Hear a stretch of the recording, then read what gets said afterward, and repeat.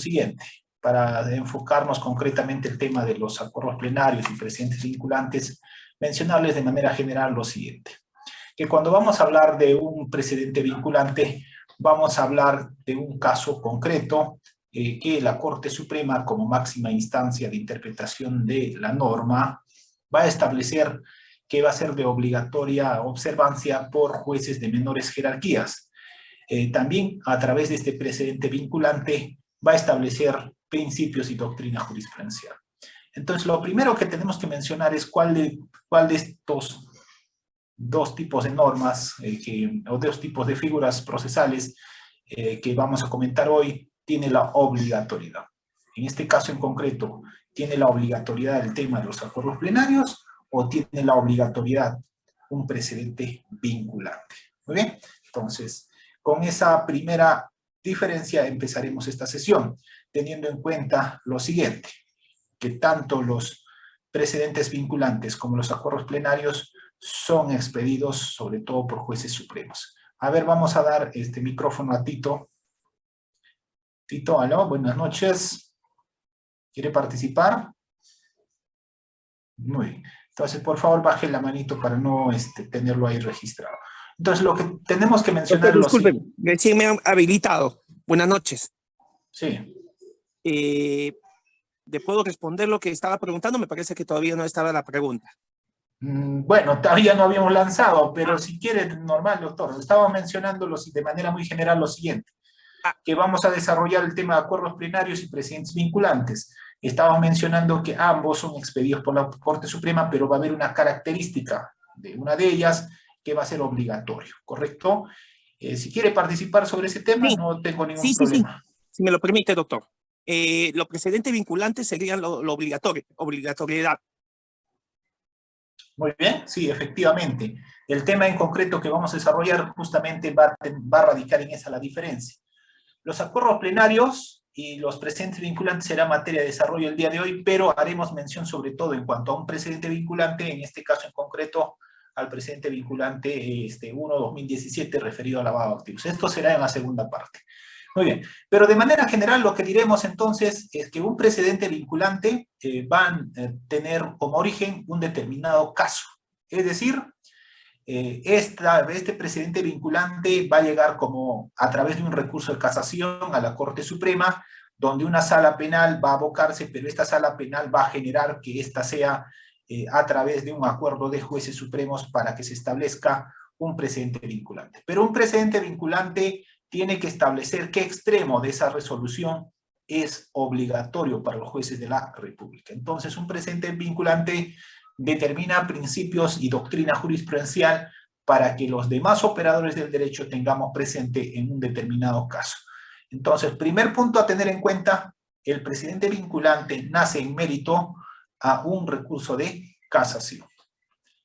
Ahora bien, entonces, segundo punto, esta consecuencia que genera un precedente vinculante, que puede ser principios o doctrina jurisprudencial, tiene también un amparo legal. En este caso en concreto, conforme al artículo 22 de la Ley Orgánica del Poder Judicial, las salas especializadas de la Corte Suprema, en sus pronunciamientos pueden fijar ciertos principios y doctrinas jurisprudenciales que sean de obligatorio cumplimiento por los demás órganos jurisdiccionales, ¿correcto?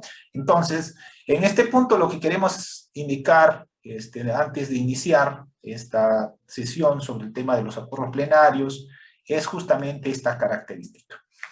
Para que sea justamente un precedente vinculante, habíamos mencionado, tiene que haber un determinado caso.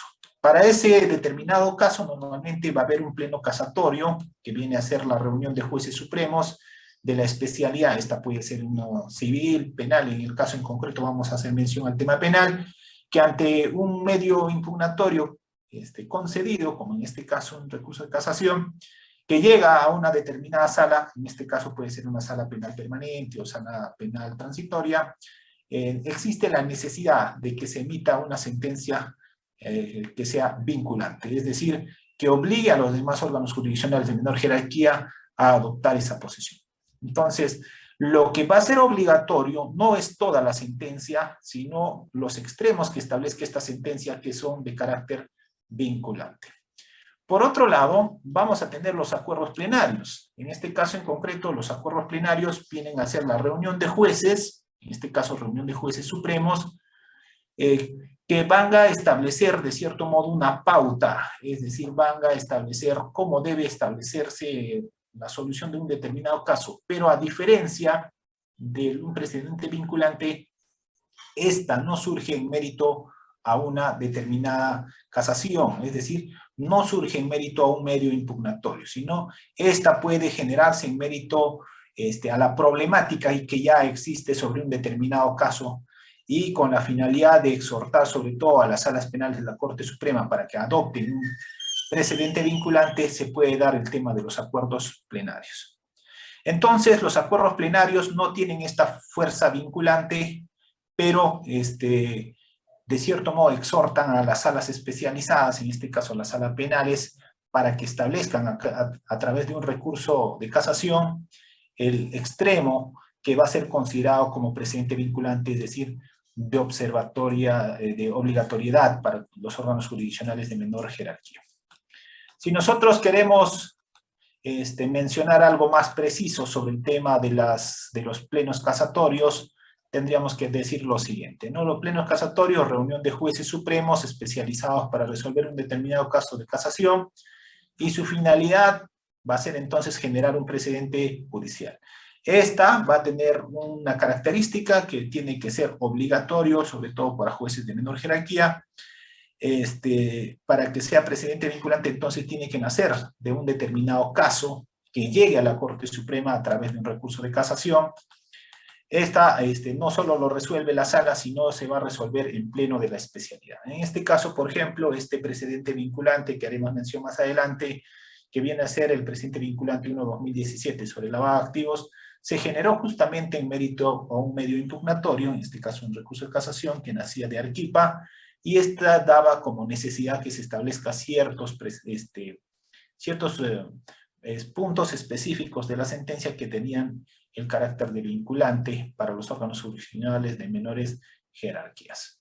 Por otro lado, entonces vamos a tener también que dominar bien este tema. Cuando hacemos mención a plenos casatorios, estamos haciendo mención a la reunión de jueces supremos o especializados sobre una determinada materia en mérito, sobre todo, de un medio impugnatorio. Pero por otro lado, también puede haber plenos jurisdiccionales locales, puede haber plenos jurisdiccionales de jueces superiores, y esta, sobre todo, lo que van a adoptar es una línea jurisprudencial, ¿no? Siempre y cuando no exista todavía un precedente vinculante. Con esto lo que queremos mencionar entonces, para pasar plenamente al tema de los acuerdos plenarios y luego al precedente vinculante 1/2017, es mencionar lo siguiente. No debemos olvidar que los acuerdos plenarios no son de carácter obligatorio. Exhortan a las Cortes Supremas, sobre todo esta reunión de jueces sobre determinado caso que adoptan, para que a través de un precedente vinculante se haga obligatorio ese punto. En ese sentido, entonces, diremos, lo que es obligatorio son los precedentes vinculantes que nacen sobre un determinado caso y que establecen dentro de la sentencia qué puntos específicos son obligatorios. Señalado esto, desarrollamos los acuerdos plenarios más importantes, en este caso en concreto, que podrían ser de interés para los participantes. El primero, el acuerdo plenario 1/2005, sobre el momento consumativo del delito de robo, en este caso en concreto, robo agravado. En este acuerdo plenario se ha mencionado lo siguiente, ¿no? El robo, de cierto modo, exige dos elementos en concreto: la acción, en este caso, que debe estar con la violencia o amenaza ejercida sobre las personas, y el elemento temporal. En este caso, el elemento temporal es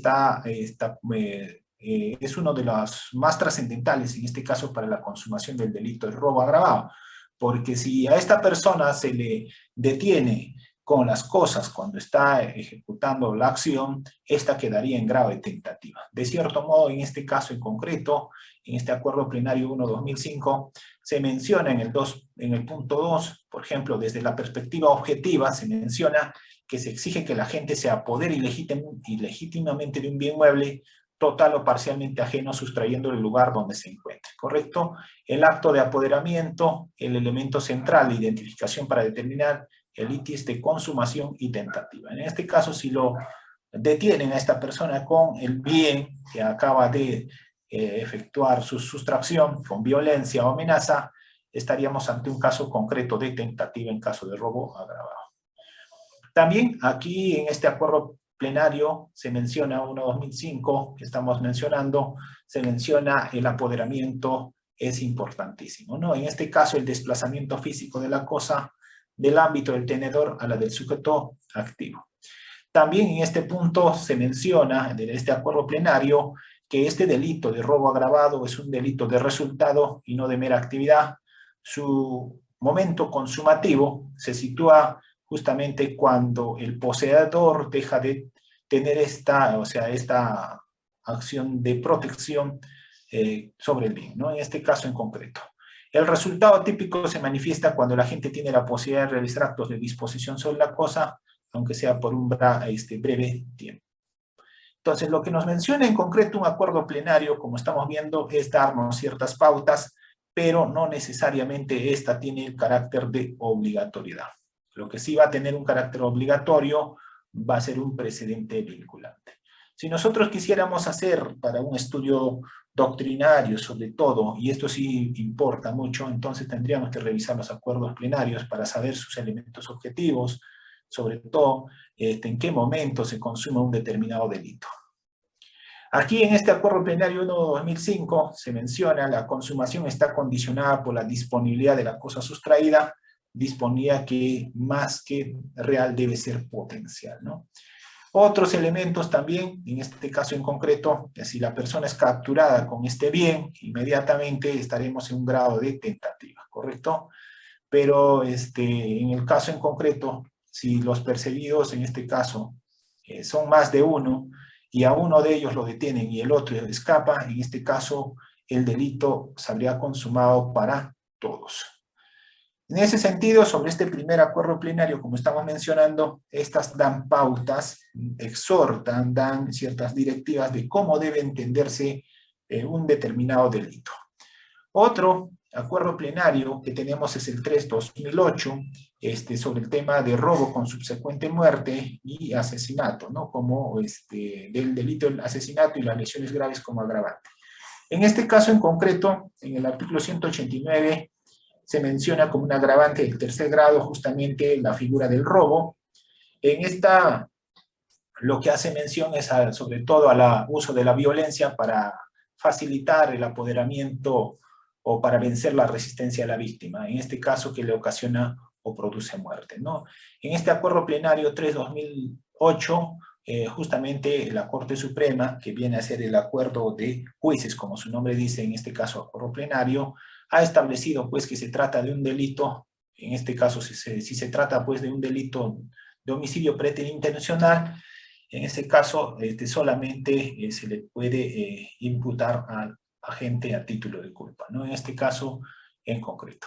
Otro acuerdo plenario que hace mención sobre el aspecto procesal, ya en este caso en concreto, es sobre el proceso de terminación anticipada, y aquí les voy a preguntar a ustedes lo siguiente. Tenemos esta figura de proceso de terminación anticipada como una forma de simplificación procesal, sobre todo para cierto tipo de delitos, y aquí quisiera preguntarles, ¿la terminación anticipada se da para todos los delitos o existen ciertas restricciones para ciertos tipos penales? A ver, ¿alguien que quiera participar? A ver. En este caso en concreto de la terminación anticipada, ¿se da para todos los delitos o existen ciertas excepciones? A ver, ¿alguien? Doctor, Sí, adelante. existe ciertas excepciones, como el delito de violencia familiar. ¿Qué más? A ver, ¿alguien más? A ver. ¿En qué delitos no puede darse el tema del acuerdo de la terminación anticipada?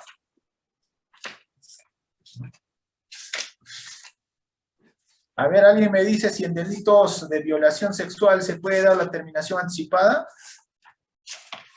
A ver, ¿alguien? A ver, están levantando la mano. A ver, vamos a dar micrófono. Tito, a ver. Sí, doctor. No, en delito de violación, no. ¿Todos están de acuerdo? Entonces, la figura de la terminación anticipada que nos han vendido con el nuevo modelo procesal penal señalando que esta es una forma de simplificación procesal, no es tan absoluta, no es tan, no se aplica de manera general a todos los delitos.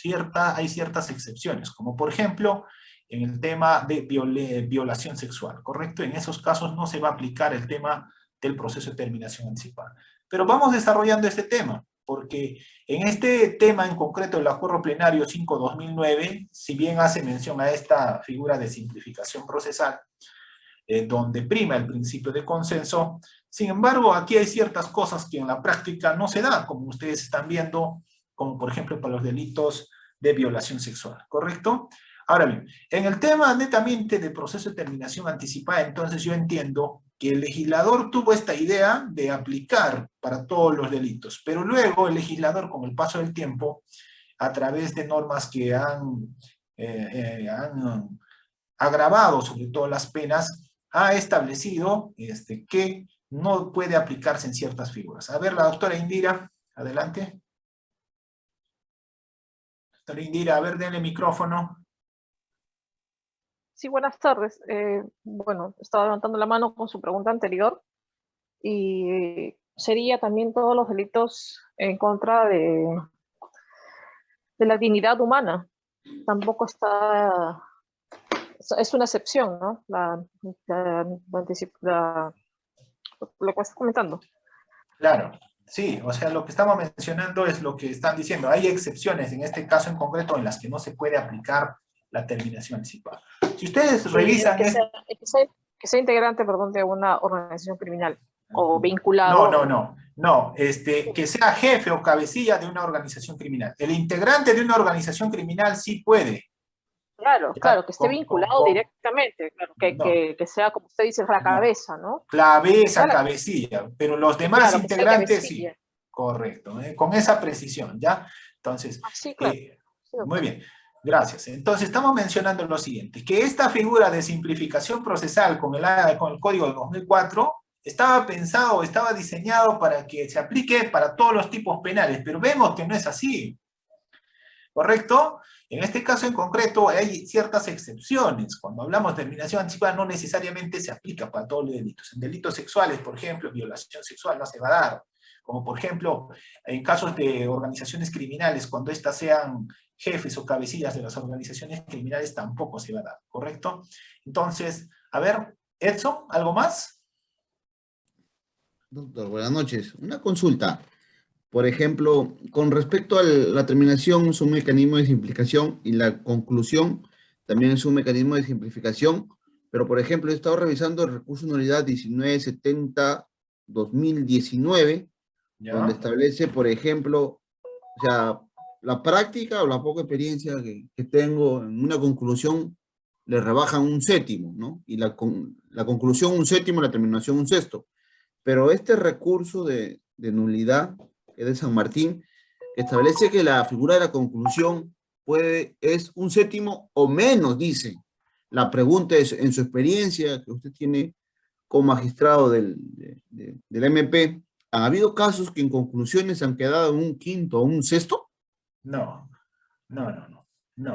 No he tenido casos de esa naturaleza, porque tenemos que regirnos bajo este principio de legalidad. Y yo no puedo reducirlo menos, porque en este caso en concreto podrías cometer incluso un prevaricato. Porque el primer punto que tenemos que tener en cuenta todos, abogados, porque yo me incluyo dentro de eso, ya que el juez, el fiscal y el abogado somos abogados, tenemos que actuar bajo este principio de legalidad. En este caso que estamos comentando, lo primero que te tendría que preguntar, Edson, es lo siguiente. ¿Esa sentencia que has dado lectura, que has leído, es de carácter vinculante o solamente es una sentencia emitida más por la Corte Suprema? Eso es lo que ahorita estoy viendo si es de carácter. Porque si es una sentencia de carácter vinculante, entonces obliga a todos los en este caso todos los órganos jurisdiccionales que administran justicia. Pero si es una sentencia más que ha resuelto la Corte Suprema y que establece que puede, entonces no me obliga. Esto quiere decir que los jueces, si lo consideran, pueden tomar como pauta para resolver ese determinado caso. Lo que queremos entonces, avanzando con este tema en concreto, es lo siguiente. Cuando hablamos de terminación anticipada, en todo caso estamos haciendo mención a un proceso de simplificación procesal que va a tener como centro de atención el tema del principio de consenso, teniendo en cuenta que aquí va a renunciar a un principio. ¿A qué principio renuncia Edson, el investigado en tema de esta simplificación procesal? A ver, ¿alguien? ¿A qué principio renuncia la persona cuando va a someterse a este?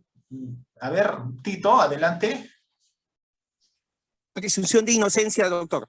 Perfecto, efectivamente. Si esta persona no acepta los cargos, no habría este preacuerdo entre Ministerio Público y Defensa para luego presentarlo al órgano jurisdiccional. Entonces, esta figura de la terminación anticipada se basa justamente en esta figura del principio de consenso, pero en mérito ¿a qué? A que renuncia a un principio constitucional, el investigado, que viene a ser presunción de inocencia. Si la persona dice, no, yo no soy culpable, yo no acepto los cargos, esta no se da. Otra característica que hay que tener en cuenta en este caso en concreto sobre el tema de la terminación anticipada es que cuando hay pluralidad de agentes, tiene que haber consenso general, ¿correcto? Y también aquí mencionar lo que aquí se menciona en este acuerdo plenario, que se va a reducir en un sexto la pena, en este caso en concreto, por el tema de la figura de la terminación anticipada, ¿no? Pero también en este caso en concreto, cuando se presenta la terminación anticipada y no se logra esta, a ver, pregunta para ustedes, ¿en cuántas oportunidades yo puedo plantear una terminación anticipada en un determinado caso? A ver, ¿alguien? A ver, ¿en cuántas oportunidades yo puedo plantear? Solamente planteo una sola vez. Esto quiere decir, si no fue de arribo por parte del juzgador, en este caso juez de investigación preparatoria, esta terminación anticipada, la siguiente ya no puedo plantear, ¿correcto? Entonces, pero eso no va en perjuicio de la parte investigada, porque esta se genera como un incidente, como un cuaderno separado del cuaderno principal. Entonces, aquí en este tema de la sentencia anticipada o terminación anticipada va a participar sobre todo las partes. Es una audiencia privada, sobre todo donde va a intervenir solamente el fiscal, el abogado defensor y la parte agraviada. Si se aprueba, se establece la condena que corresponda, ¿correcto? Ahora bien, otro acuerdo plenario importante, en este caso en concreto, es sobre la declaratoria de contumacia. Esta está referida sobre todo al acuerdo plenario 5-2006 y esta se va a dar sobre todo a nivel de juicio oral. Yo les pregunto, ¿la contumacia tiene que ser solicitada por algún sujeto procesal o es dictada de oficio? A ver, ¿alguien? ¿La contumacia, para que sea declarado contumaz, es de oficio o tiene que ser solicitado por algún sujeto procesal? En el caso, a ver, Tito, buenas noches.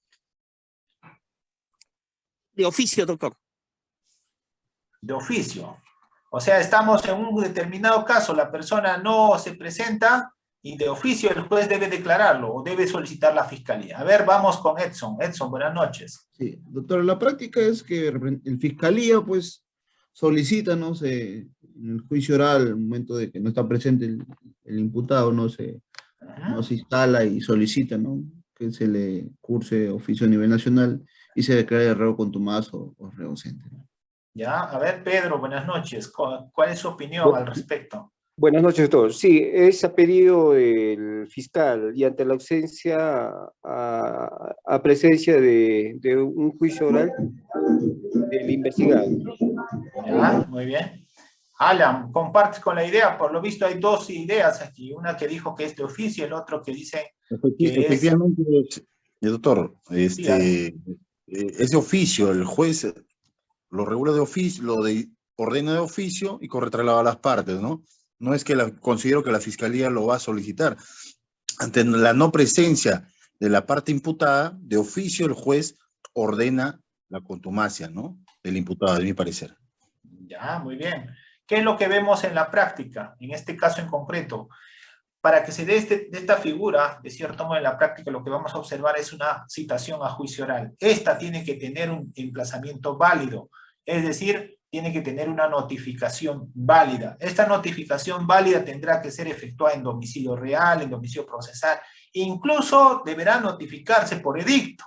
Si no hay una notificación o emplazamiento válido, no se puede declarar contumaz. En este caso en concreto, lo que sí observamos respecto a este tema en la práctica va a ser que el juez va a correr traslado, es decir, va a mencionar lo siguiente.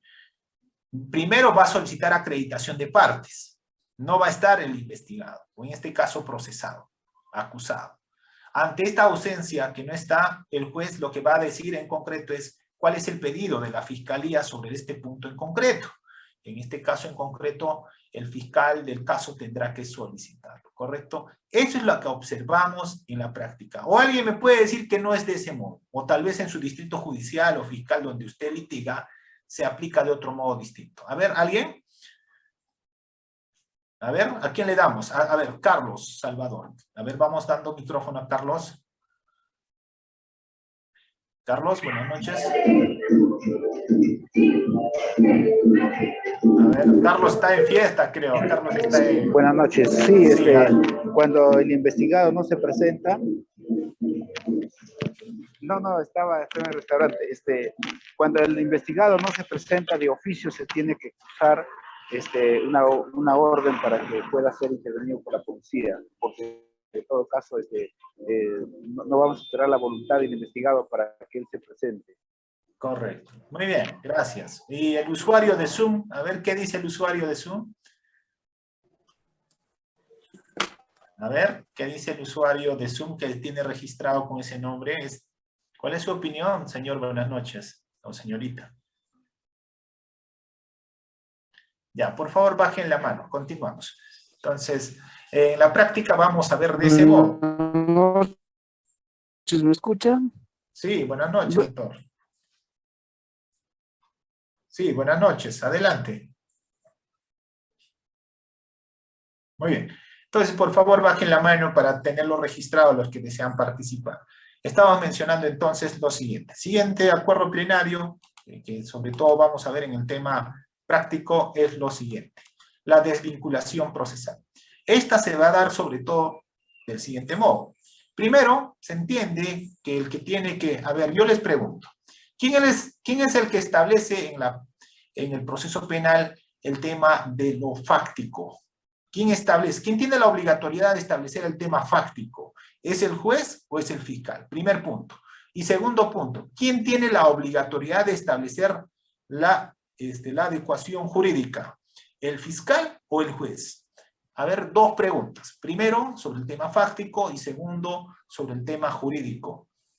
Para hablar de la desvinculación procesal tenemos que hablar por qué este juez en concreto se va a apartar sobre todo de un determinado criterio establecido por la Corte Suprema. En este caso en concreto. Muy bien, conforme en este caso en concreto lo que vamos a decir es que para poder apartarse de un determinado obligatoriedad que puede establecer la Corte Suprema sobre un determinado caso, el juez sobre todo sí lo puede hacer, ¿no? En este caso los jueces de la República no necesariamente tienen que estar vinculados a la Corte Suprema. Esto quiere decir que también se pueden desvincular de ciertas, en este caso, sentencias plenarias incluso, pero tendrán que fundamentarlo. Hay que recordar que más allá de que en este caso en concreto los jueces supremos puedan tener esta facultad de ser un legislador negativo, porque de ese modo está obligando a los magistrados de otras instancias, el juez de otra instancia, que podría ser de primera instancia o de segunda instancia, incluso puede apartarse de este criterio, pero tendrá que fundamentarlo. Incluso puede adoptar un tema de convencionalidad y decir, esto yo no voy a aplicar, señores magistrados de la Corte Suprema, porque yo voy a aplicar una norma de la convencionalidad, pero tendrá que fundamentarlo. En este caso en concreto, lo que no puede hacer los jueces de la República en la desvinculación procesal, sobre todo, es alterar los hechos, ¿correcto? En este caso en concreto, lo que es inmutable en un determinado caso es el tema fáctico. Y ahí justamente iba la pregunta, ¿no? Cuando mencionábamos quién es el encargado de establecer el tema fáctico en un determinado proceso, y quién es el que tiene que establecer el tema de la adecuación correcta del tipo, es decir, quién debe calificar correctamente el hecho en el tipo penal. ¿Es el fiscal o es el juez? A ver, Tito, buenas noches. A ver, ¿cuál es su opinión? Doctor, mi opinión es el fiscal. ¿Ya? Es el fiscal. ¿Sobre cuál? ¿Sobre el tema fáctico o el tema jurídico? Ambos, fáctico los hechos, ¿Ya? y jurídico la calificación. Ya, muy bien. Correcto. Ya, Juliana, buenas noches. Adelante. Adelante, Juliana. Doctor, buenas noches. Sí, doctor, yo también concuerdo con mi colega que serían en ambos casos el fiscal. ¿Sí me escuchan? Sí, adelante. Sí. Ya. En este caso, en el tema jurídico, la opción del juez es que puede solicitar al fiscal que corrija y lo adecue de manera correcta. Pero en principio, para ambos casos es el fiscal. ¿Todos están de acuerdo que en el tema jurídico es el fiscal el que tiene que dar la última palabra? A ver, ¿alguien que discrepe? Sí, doctor, la última palabra el que tiene es el juez, no es el fiscal, porque en el juicio oral el juez le hace ver, ¿no?, al fiscal, por ejemplo, de que no es homicidio calificado, sino es feminicidio. ¿Le hace ver o puede tomar esa decisión? ¿O toma esa decisión? No, primero le hace ver, entonces el fiscal puede ser que cambie, si no cambia el fiscal, lo agarra, lo condenan por otro delito que no ha sido postulado por ya, muy bien, en este caso, correcto.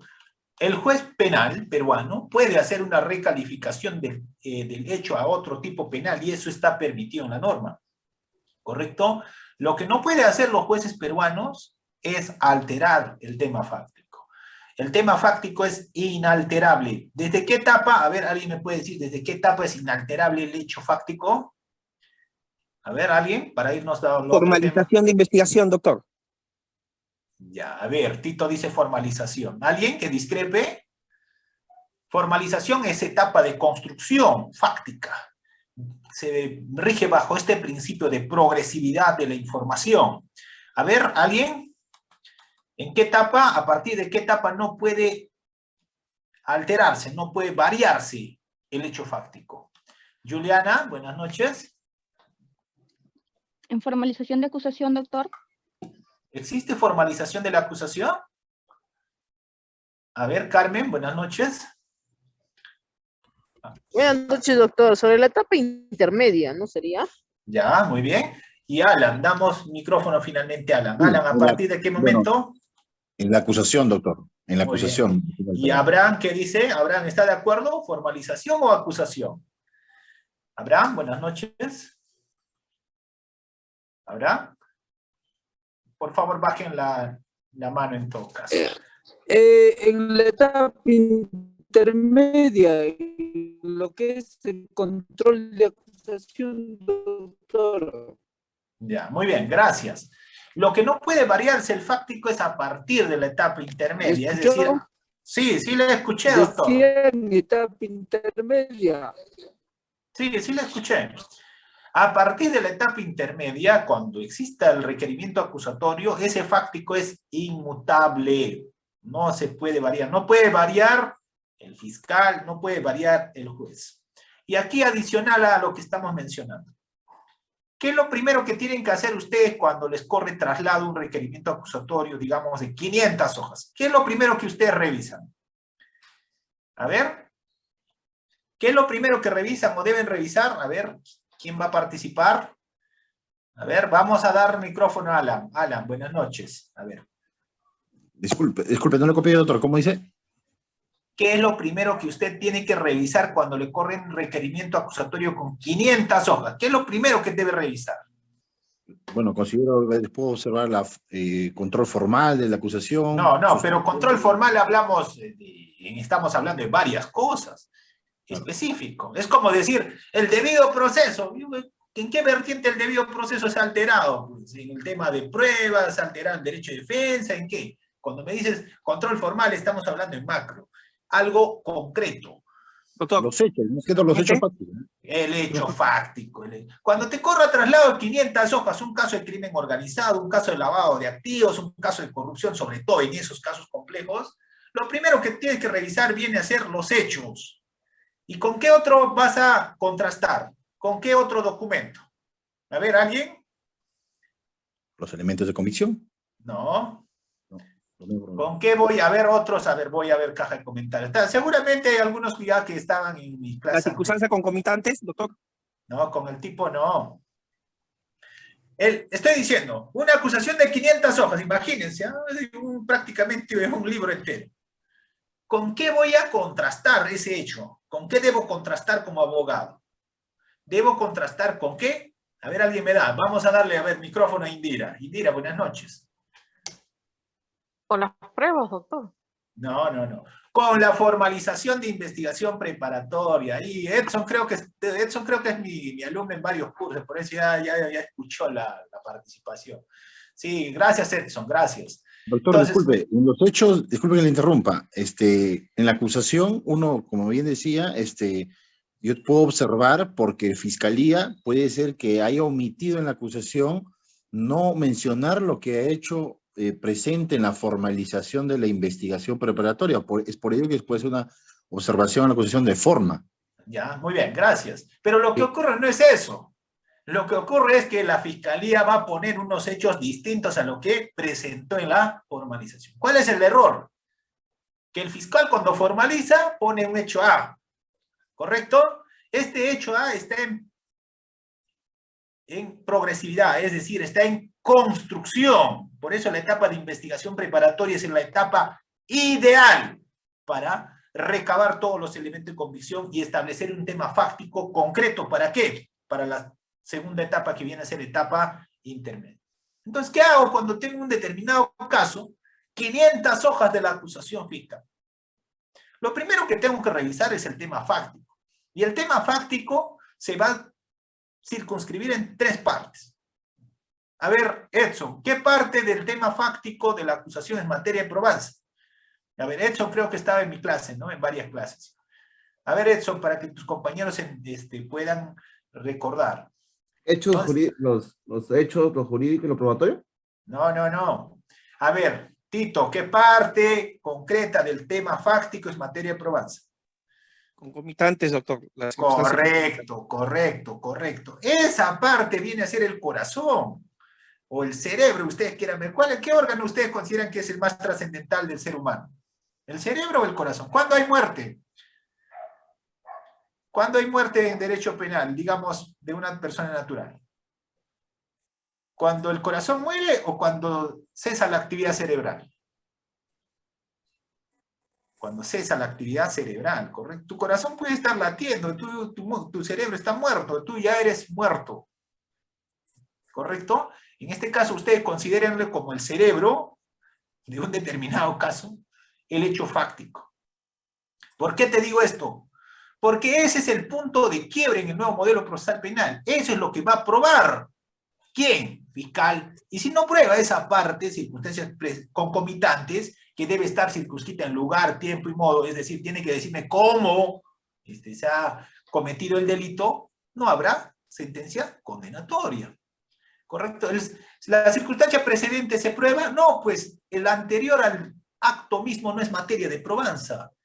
El momento consumateo va a ser, de cierto modo, la circunstancia concomitante. Y la circunstancia posterior, desde mi opinión personal, tampoco es materia de probanza. Servirá tal vez como un elemento de convicción, algo más para establecer el tema de reparación civil, la conducta del procesado, entre otros, pero no es concretamente el cerebro o el corazón, si queremos ponerlo como un órgano, que es materia de probanza. Muy bien, entonces, la recomendación aquí, hablando justamente de la desvinculación y todo lo demás, la idea es que se compartan los conocimientos, es lo siguiente.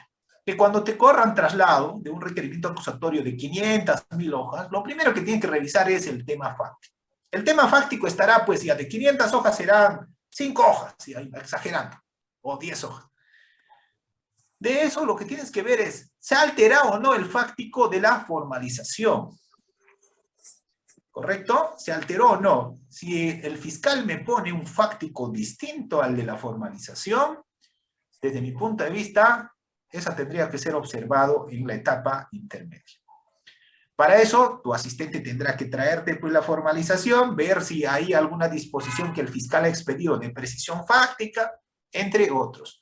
El otro tema, el tema de la calificación jurídica, el fiscal lo propone, pero el que va a establecer cuál es la adecuación concreta del tipo penal que corresponda, por ejemplo, es el juez.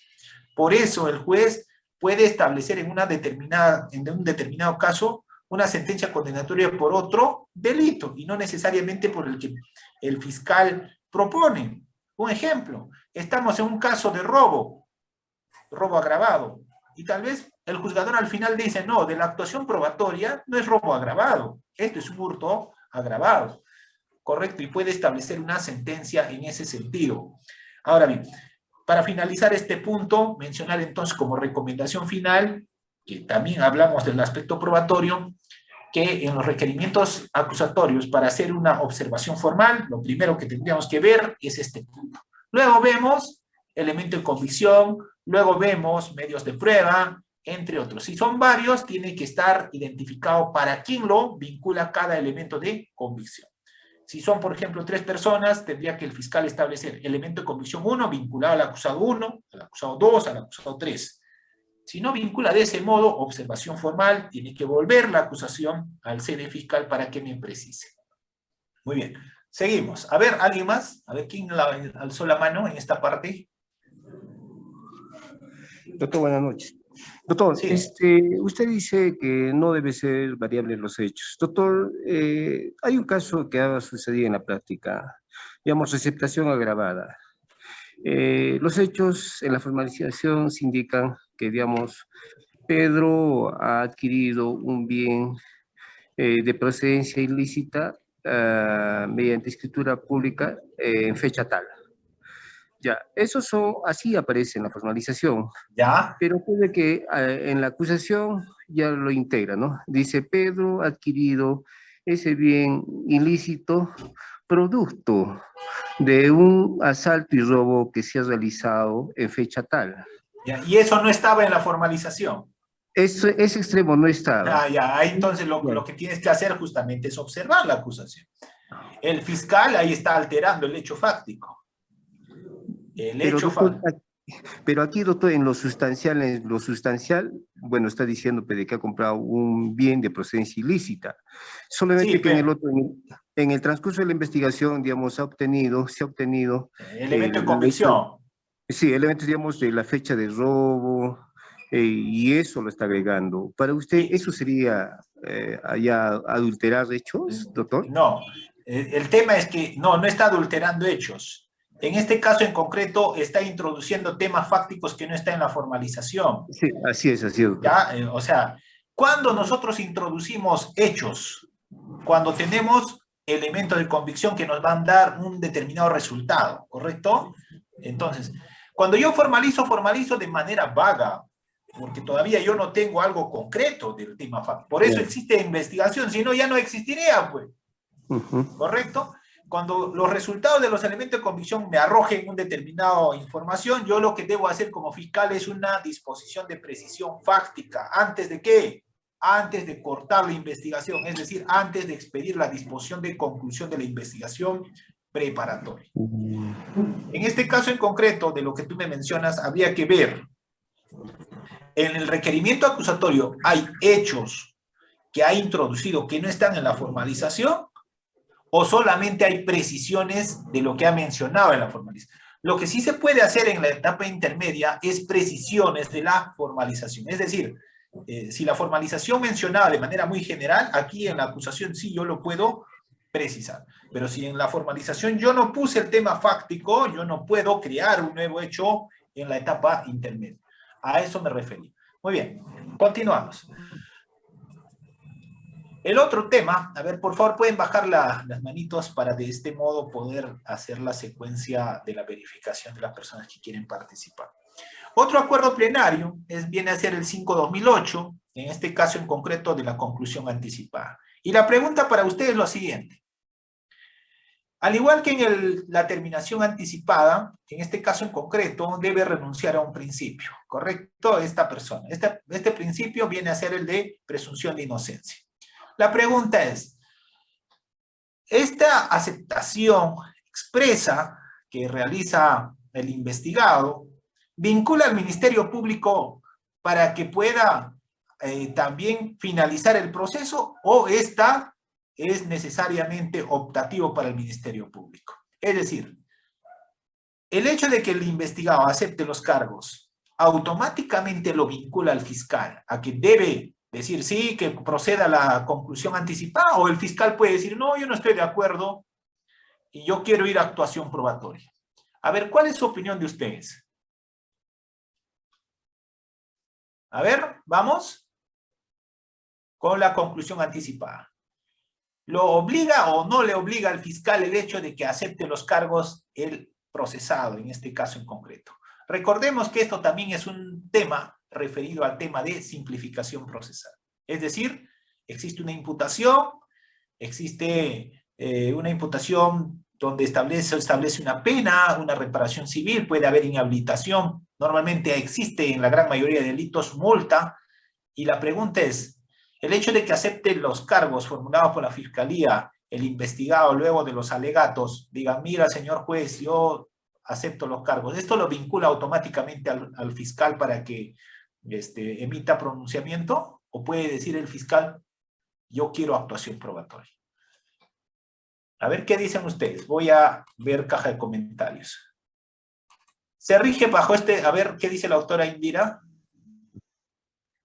Sí, doctor, yo creo que con todo lo que usted ha dicho en este momento, yo creo que sí, el fiscal tiene la potestad o la facultad de pedir una actividad probatoria, ¿no? Antes de decir, bueno, aquí se acabó todo y que procesen al investigado, ¿no? Es mi Ya. opinión. Gracias. ¿Alguien más? Sí. Edson, buenas noches. ¿Sí? Doctor, A ver. para que se pueda arribar la conclusión tiene que haber un acuerdo, ¿no? En el tema de la totalidad, ¿no? Por principio de consenso, ¿no? Ahora, si no están de acuerdo con respecto a la pena o los hechos, irán a juicio por eso, ¿no? Ya. Me dan un segundito, ya un segundito. Hay una llamada urgente. Ya un segundito.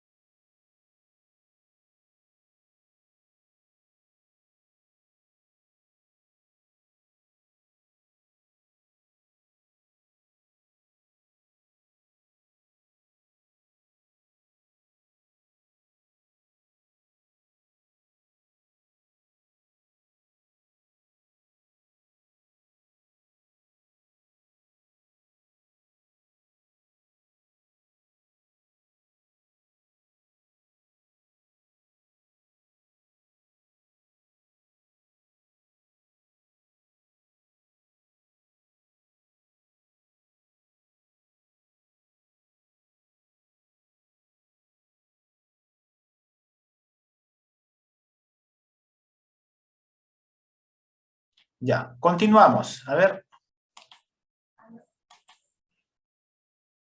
Ya, continuamos. A ver, estaba mencionando, a ver, ¿qué dice Abraham?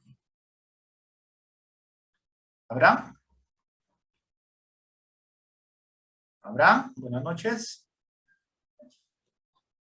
¿Me escucha? Sí, adelante, Abraham. Le escucho. Bueno, decía, doctor, que el fiscal está en todas sus facultades, en todo, también por el principio de legalidad, de poder sostener su teoría del caso o su hipótesis fiscal, de poder defender en una etapa de actividad probatoria, si en caso que no desea concertar con la defensa técnica del acusado. Porque si bien es cierto, el Ministerio Público defiende el principio de legalidad, es el director de la acción penal, entonces está en toda su decisión de poder seguir una actividad probatoria y pues hasta llegar tal vez a buscar la responsabilidad penal, ¿no? Y que sea sentenciado conforme a lo que sustenta en su hipótesis fiscal. Ya, muy bien. A ver, ¿están de acuerdo? Entonces la pregunta era, ¿el tema de la aceptación de los cargos por parte del imputado lo vincula automáticamente al fiscal? A ver, ¿alguien? ¿Qué pasaría si en un determinado caso, pongamos este ejemplo, que en mi despacho se realizó una investigación por X delito? A ver, por favor el audio, silencian el audio. Ya, muy bien. Estaba mencionando, imagínense que en un determinado caso yo estuve investigando. Pongamos un delito que no sea tan grave. A ver, un delito de hurto agravado. Ya pongamos eso. Investigué en diligencias preliminares, en la preparatoria yo le ofrecí a esta persona una terminación anticipada, su abogado no aceptó, tampoco el investigado, formulé una acusación y ahora que estamos ya en juicio oral, esta persona dice, yo quiero conclusión anticipada.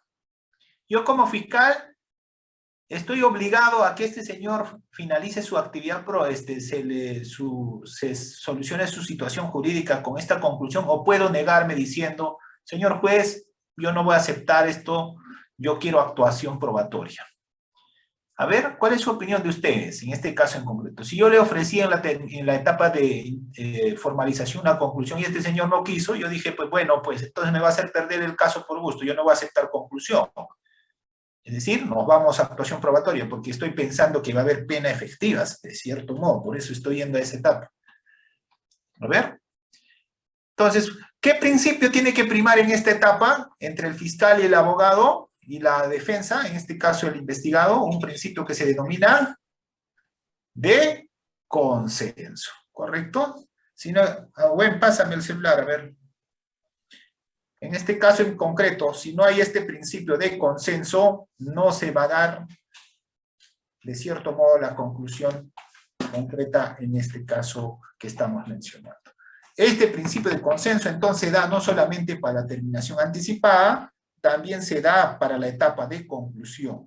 Puede ocurrir, como estoy mencionando, lo siguiente, que el fiscal se le niegue. El fiscal diga, señor juez, ¿qué me obliga a mí que yo debo aceptar?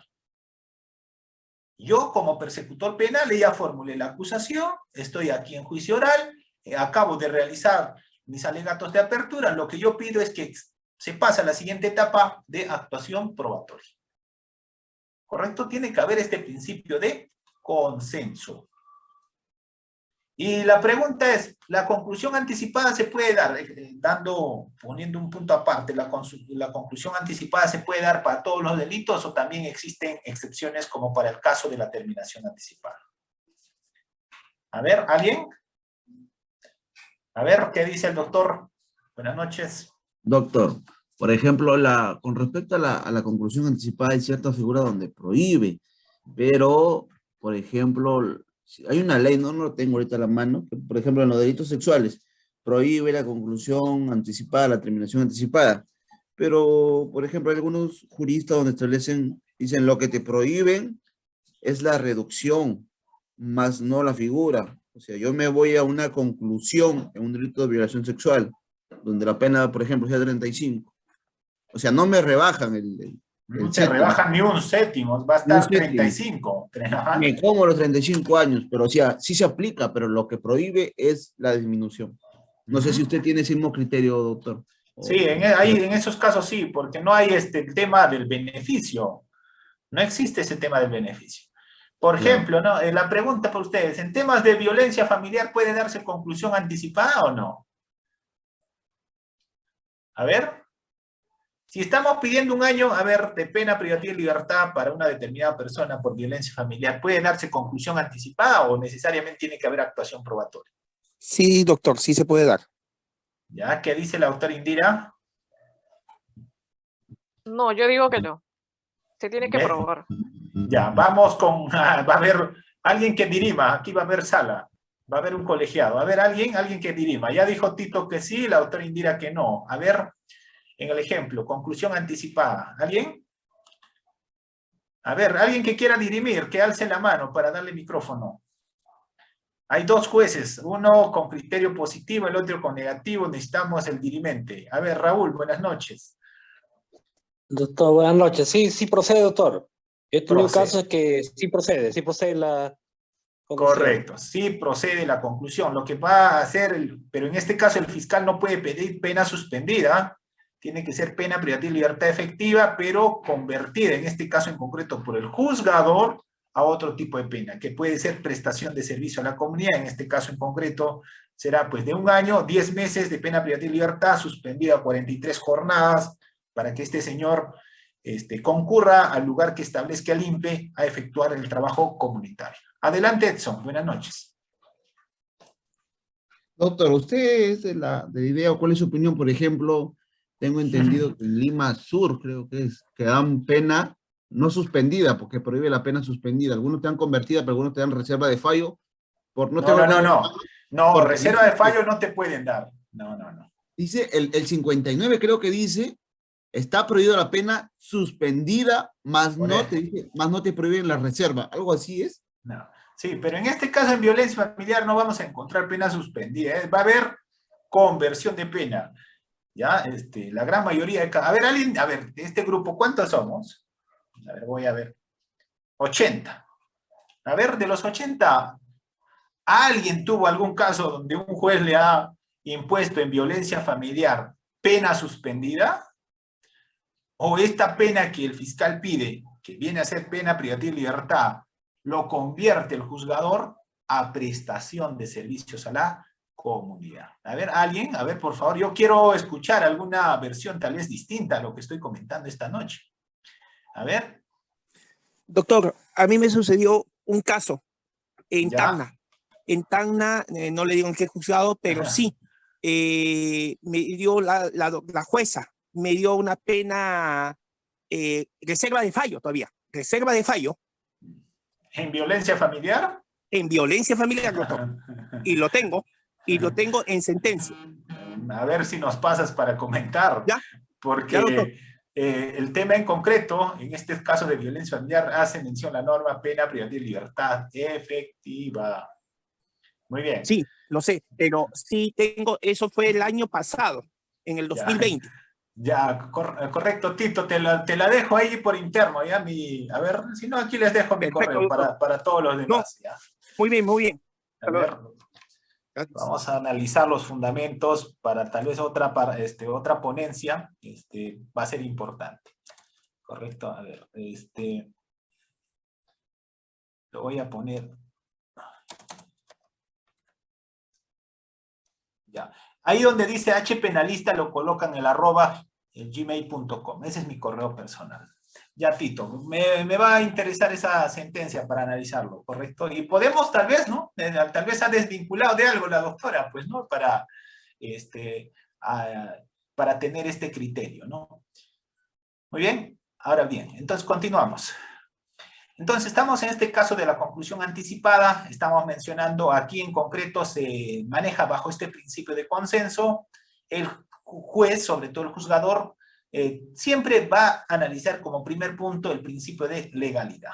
En este caso en concreto yo no puedo llegar a un acuerdo, por ejemplo, por debajo de un séptimo que se debe reducir, ¿no? Si estoy pidiendo un año de pena privativa, yo no puedo llegar a un consenso con la defensa para decirle, mira, 2 meses va a ser la pena. ¿Correcto? No puede haber esto. Lo primero que todo juzgador va a evaluar en cualquier tipo de acuerdo consensual entre las partes, principio de legalidad. En este caso tendrá que justificarse la reducción solamente en 1/7 de la pena. En este caso, si es 10 años, es un año, reduciendo será 10 meses. Y esos 10 meses tendrá que estar dentro de lo permitido, ¿correcto? Y los márgenes del acuerdo tendrán que estar dentro de eso.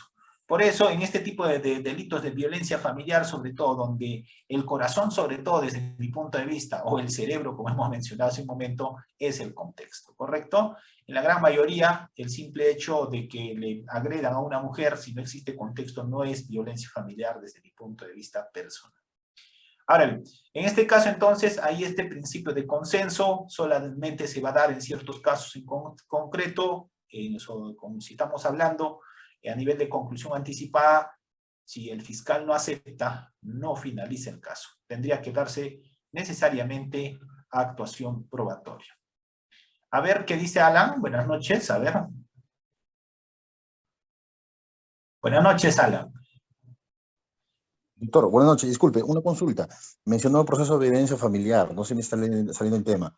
Sucede que cuando uno denuncia violencia familiar en la modalidad de violencia psicológica, y por lo tanto, bueno, se acredita que ha habido correos electrónicos, sea por correo Gmail y Messenger, que es Facebook, maltrato psicológico de insultos, de palabras irreproducibles por la parte denunciada, y posterior a ello, a pesar de la declaración de la agraviada y la parte investigada no ha acudido a las declaraciones, también se ha hecho una constatación domiciliaria al domicilio del denunciado, y posterior a ello, Fiscalía considera archivar el caso, en el sentido de, porque no hay suficientes elementos de convicción, y más aún, a pesar de haber requerido a Fiscalía que se realice la visualización de los correos Gmail y Messenger de Facebook, valga la redundancia.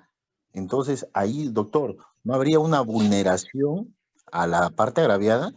Claro, sí, hay una vulneración. Si tú lo has pedido... Fiscalía dice que ya venció los plazos. No, a pesar de que se refirió por escrito. Ya, a pesar de que se refirió por escrito, dice, inclusive en su disposición fiscal...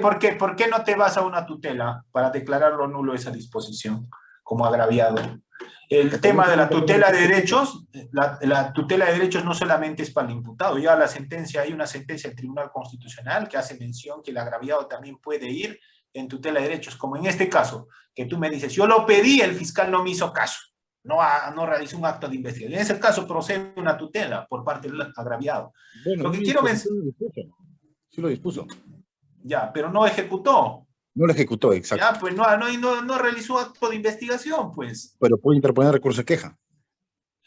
Pero eso no va a proceder, pues, doctor. El recurso de queja procede cuando hay archivo, nada más. O sea, el recurso de queja a nivel de preliminar solo procede cuando el fiscal archiva el caso. Si no ha archivado ese caso y ha continuado, ahí no va a proceder. No hay supuesto normativo que permita que la sala, en este caso, que el superior se abogue por otro supuesto que no sea de archivo. En este caso, desde mi opinión, si este caso todavía está en giro, llamemos así, en actos de investigación, el fiscal no ha realizado ese acto de investigación pese a lo que tú has pedido, solamente ha puesto documentalmente, realice la acción, pero no ha ejecutado, tú puedes irte en vía de tutela. Muy bien, lo que quiero precisar aquí es algo más para cortar esta idea, porque yo no voy a explicar este día sobre el tema de violencia familiar. Muchos no tienen en cuenta en estos temas de violencia familiar si es integrante del grupo familiar o es por su condición de mujer. Y aquí el corazón o el cerebro es el contexto, ¿correcto? Si no existe ese contexto, no hay violencia familiar. En otra clase tal vez hablemos sobre violencia familiar. Con esto corto ese tema. Muy bien. Entonces, seguimos. Cuando vamos a estar en un tema de conclusión anticipada, también se negocia la pretensión civil. La pregunta es, ¿la pretensión civil también se debe reducir en 1/7? A ver. ¿Qué dicen ustedes? Cuando estoy en una conclusión anticipada, ¿también debo reducir el séptimo o queda ese monto que ya pedí? A ver, ¿qué dice? A ver, ¿qué dice Alan? ¿Se negocia o no se negocia en una conclusión anticipada la reparación civil? La reparación civil. Sí. Se puede acordar con el fiscal. Claro, con el fiscal sí se puede acordar, pero si no de ahí consenso, entonces queda ese monto. Muy bien. Si no hay consenso, queda ese monto. Siempre y cuando no haya actor civil. Claro, siempre y cuando no haya. Buena precisión, doctor. Buena precisión. Cuando existe actor civil, fiscal está vetado, está amarrado de las manos, que no puede hacer nada sobre la pretensión civil. Pero si no existe actor civil, el fiscal sí tiene esas facultades de negociar, y si no hay consenso, queda el monto establecido. A ver, Alan. Alan ya participó, ¿no? A ver, Abraham. ¿Abraham? Ya, nada, Abraham no. Siguiente. Sí, doctor. Sí, Sí. doctor. ¿Me escucha? Bueno, concuerdo también con lo mencionado por el colega. Salvo que en el juicio oral tomar el Ministerio Público, ¿no? La pretensión de... ¿Me escuchó? Un poco entrecortado. Un poco entrecortado. A ver, repite, por favor. Sí, doctor, decía que concuerdo con lo mencionado por el colega, que se puede consensuar el tema de la reparación civil, siempre y cuando que no haya actor civil. Pero si en caso que en el juicio oral no asiste la defensa de la parte agraviada, o sea, el actor civil, lo puede retomar el Ministerio Público y... No. A ver, ¿cómo sería ese, doctor? No. Ya te entendí la idea. A ver, doctor. Ya, a ver, primero.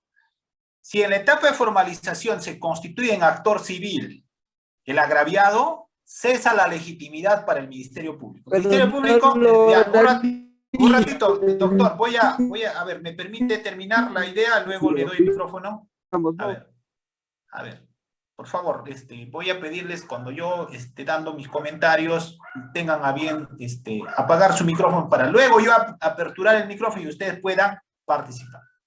Ya le entendí el caso. Si en la etapa de formalización de investigación preparatoria el agraviado se constituye en actor civil, cesa la legitimidad para el Ministerio Público. Estamos en juicio oral, el agraviado no concurre, el agraviado constituye un actor civil, no concurre, Fiscalía no puede pedir nada sobre la reparación civil. Está vetado, está impedido. Lo único que tendría que pedir es la pretensión penal. Un ejemplo. Un caso de conducción en estado de ebriedad, donde el agraviado, ¿quién es? Ministerio de Transportes y Comunicaciones. Este señor se constituye en actor civil, en etapa de formalización, de investigación preparatoria. Y en nivel de juicio oral, no concurre. Asume la responsabilidad civil el fiscal, no puede asumir la responsabilidad civil el fiscal. El fiscal el único que tendrá que pedir es la pena para ese señor sobre la pretensión penal. Y si hay multa, sobre la multa, pero no sobre la pretensión civil. Entonces, lo que mencionaba el doctor, de que si no concurre el agraviado constituido en actor civil, la fiscalía puede reasumir nuevamente ese rol. No puede reasumir. Segundo, aquí ya netamente para el litigio. Basta una inconcurrencia del actor civil para que sea expulsado del proceso judicial a nivel de juicio oral. ¿Correcto? Basta una inconcurrencia. No concurre a una audiencia, yo como abogado pido su exclusión del proceso y se fue la pretensión civil. Muy bien. A ver, ahora sí les doy micrófono. A ver, vamos a empezar por Edson, desde abajo. A ver, Edson, buenas noches. Doctor, una consulta, por ejemplo, con respecto a lo que está hablando acerca de la conclusión. Cuando en una pena que tiene carácter suspendida, el 57.3 dice el plazo de suspensión es de 1 a 3 años. Pero ¿qué pasaría, por ejemplo, en los casos de violencia familiar, que es el 100, 122b, ¿ah? Sí, 122, donde establece que la pena privación de libertad es no menor de 1 ni mayor de 3. No, en este caso, si aplicamos el sistema de tercios, el mínimo sería, comenzamos de 1 año. 1 año, 2 meses, creo. ¿Ah? Claro, pero ¿qué pasaría a una conclusión anticipada? Me bajo a 9 meses o 10 meses. Bueno, ya. ¿El plazo de suspensión es de 10 meses o es de 1 año? El plazo de suspensión de 1 año. Ah, o sea, no se baja de 1 año. No, queda 1 año. Ah, ya. Ok, gracias, doctor.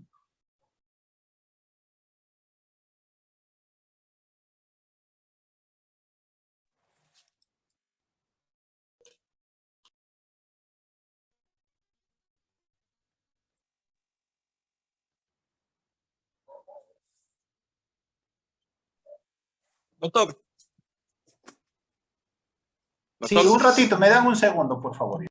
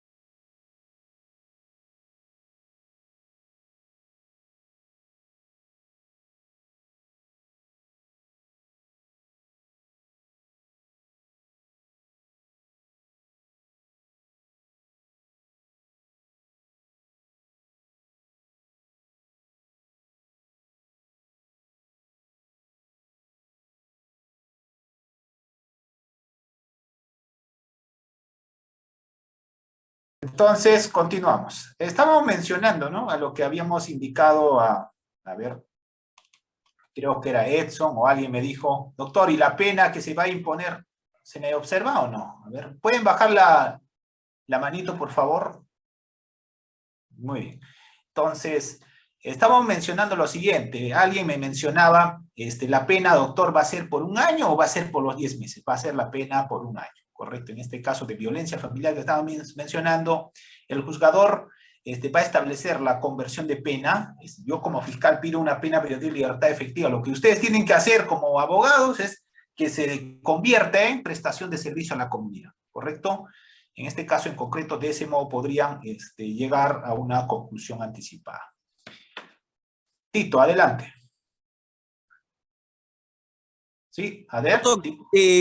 Para decirle que ya tengo la sentencia que le estaba diciendo, donde le da reserva de fallo. ¿A dónde lo puedo enviar? Al correo que mencioné, Tito, hpenalista@gmail.com. Ese es mi correo. Muy amable, gracias. Ya, gracias. Muy bien, vamos a revisarlo, si nos da tiempito. La sentencia de Tito es interesante porque pueden ustedes invocar en otros casos si es que vemos que tiene un buen fundamento. Muy bien, gracias, Tito. Vamos, siguiente, el control de acusación. La clase todavía no ha finalizado, ¿no? Tenemos todavía más de 30 minutos para conversar sobre estos temas que estamos avanzando. Sino que tengo unas llamadas, estoy todavía en post-turno, y como fiscal, ustedes sabrán, tenemos nosotros el trabajo sin horario, es decir, fiscal trabaja las 24 horas. Segundo, el otro acuerdo plenario 6/2009, esto sobre el control de acusación. Pero en este tema ya hemos hecho el comentario, ¿no? En el caso en concreto, lo que hay que tener en cuenta aquí es sobre el tema de que el control de acusación va a subdividirse en dos partes, ¿no? En este caso, el control formal y un control sustancial, y aquí lo determinante será establecer como abogado defensor, sobre todo como medios técnicos de defensa, atacar el aspecto sustancial, ¿correcto? El aspecto formal es para que precise, establezca claramente el tema fáctico, la autoría y participación, entre otros, pero nosotros como abogados lo que tenemos que buscar es, en esa etapa intermedia sobre todo, que el caso sea sobreseído.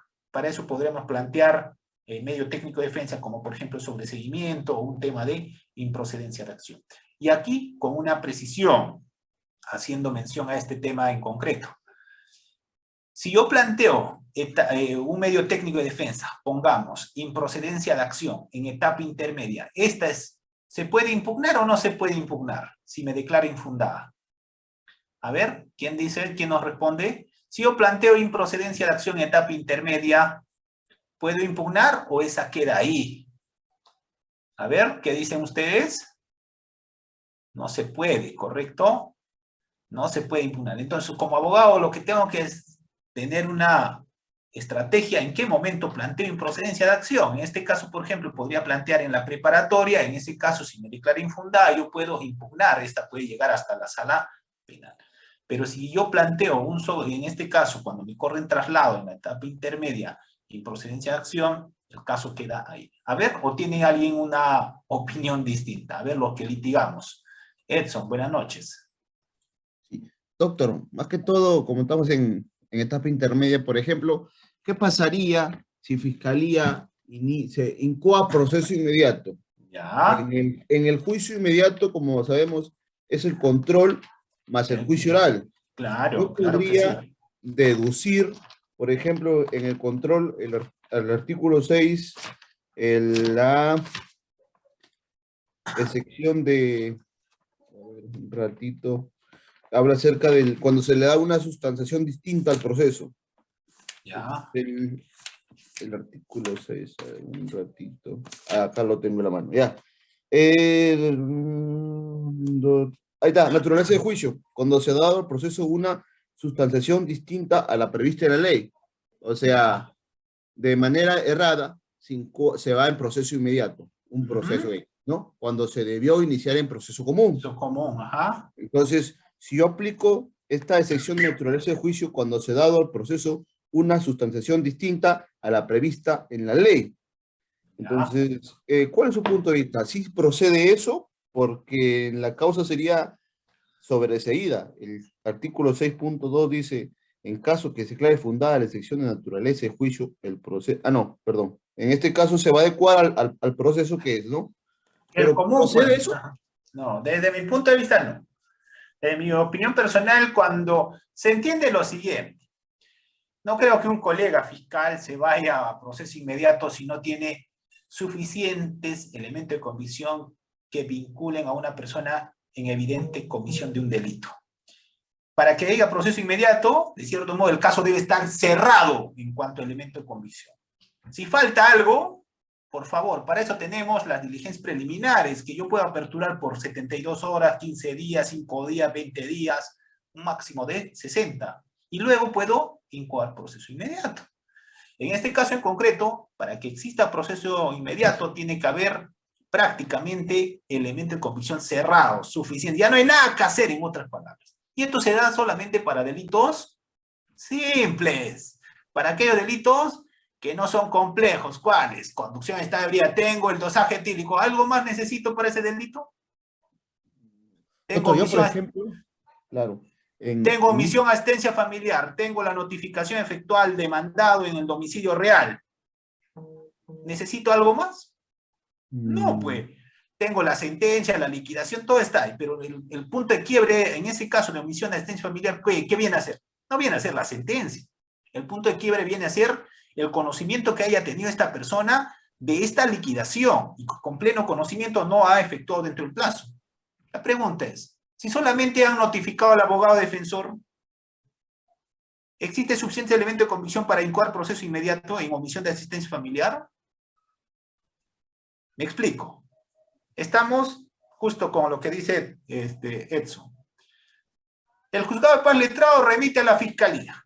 Sentencia, liquidación, la notificación efectuada de la liquidación al abogado defensor y no al demandado. Yo les pregunto, ¿suficiente elemento de convicción para incoar proceso inmediato o falta algo? Falta. ¿Qué falta? Que lo notifique. Si no lo han notificado al demandado, hay un acuerdo, una casación de Lima Norte, creo, donde establecen los requisitos de procedibilidad de la omisión a la asistencia familiar, y ahí se puede deducir una excepción, o en todo caso uno se pone en este caso a la incoación de proceso inmediato. Doctor, en el caso que le estaba comentando, yo asumo la defensa en el juicio inmediato y observo de que el fiscal no sabía, bueno, malinterpreta lo que se entiende por la flagrancia delictiva, o sea, no entendía bien el tema de la flagrancia, pasó eso y yo me encontraba, voy a tener una audiencia de control, yo quiero deducir, ahora yo no sé si el juez me va a aceptar, pero lo que sí estoy convencido de que no hay flagrancia. Entonces la defensa... Pero un tema, para flagrancia, regla general, la detención dentro de las 24 horas de haber cometido el delito, regla general. Hay 4 tipos de flagrancia, ¿no? Ya el clásica, el conocimiento que se adquiere luego de por medio de la videocámara, del testigo, ya, la regla general. ¿Ha sido detenido dentro de las 24 horas o no?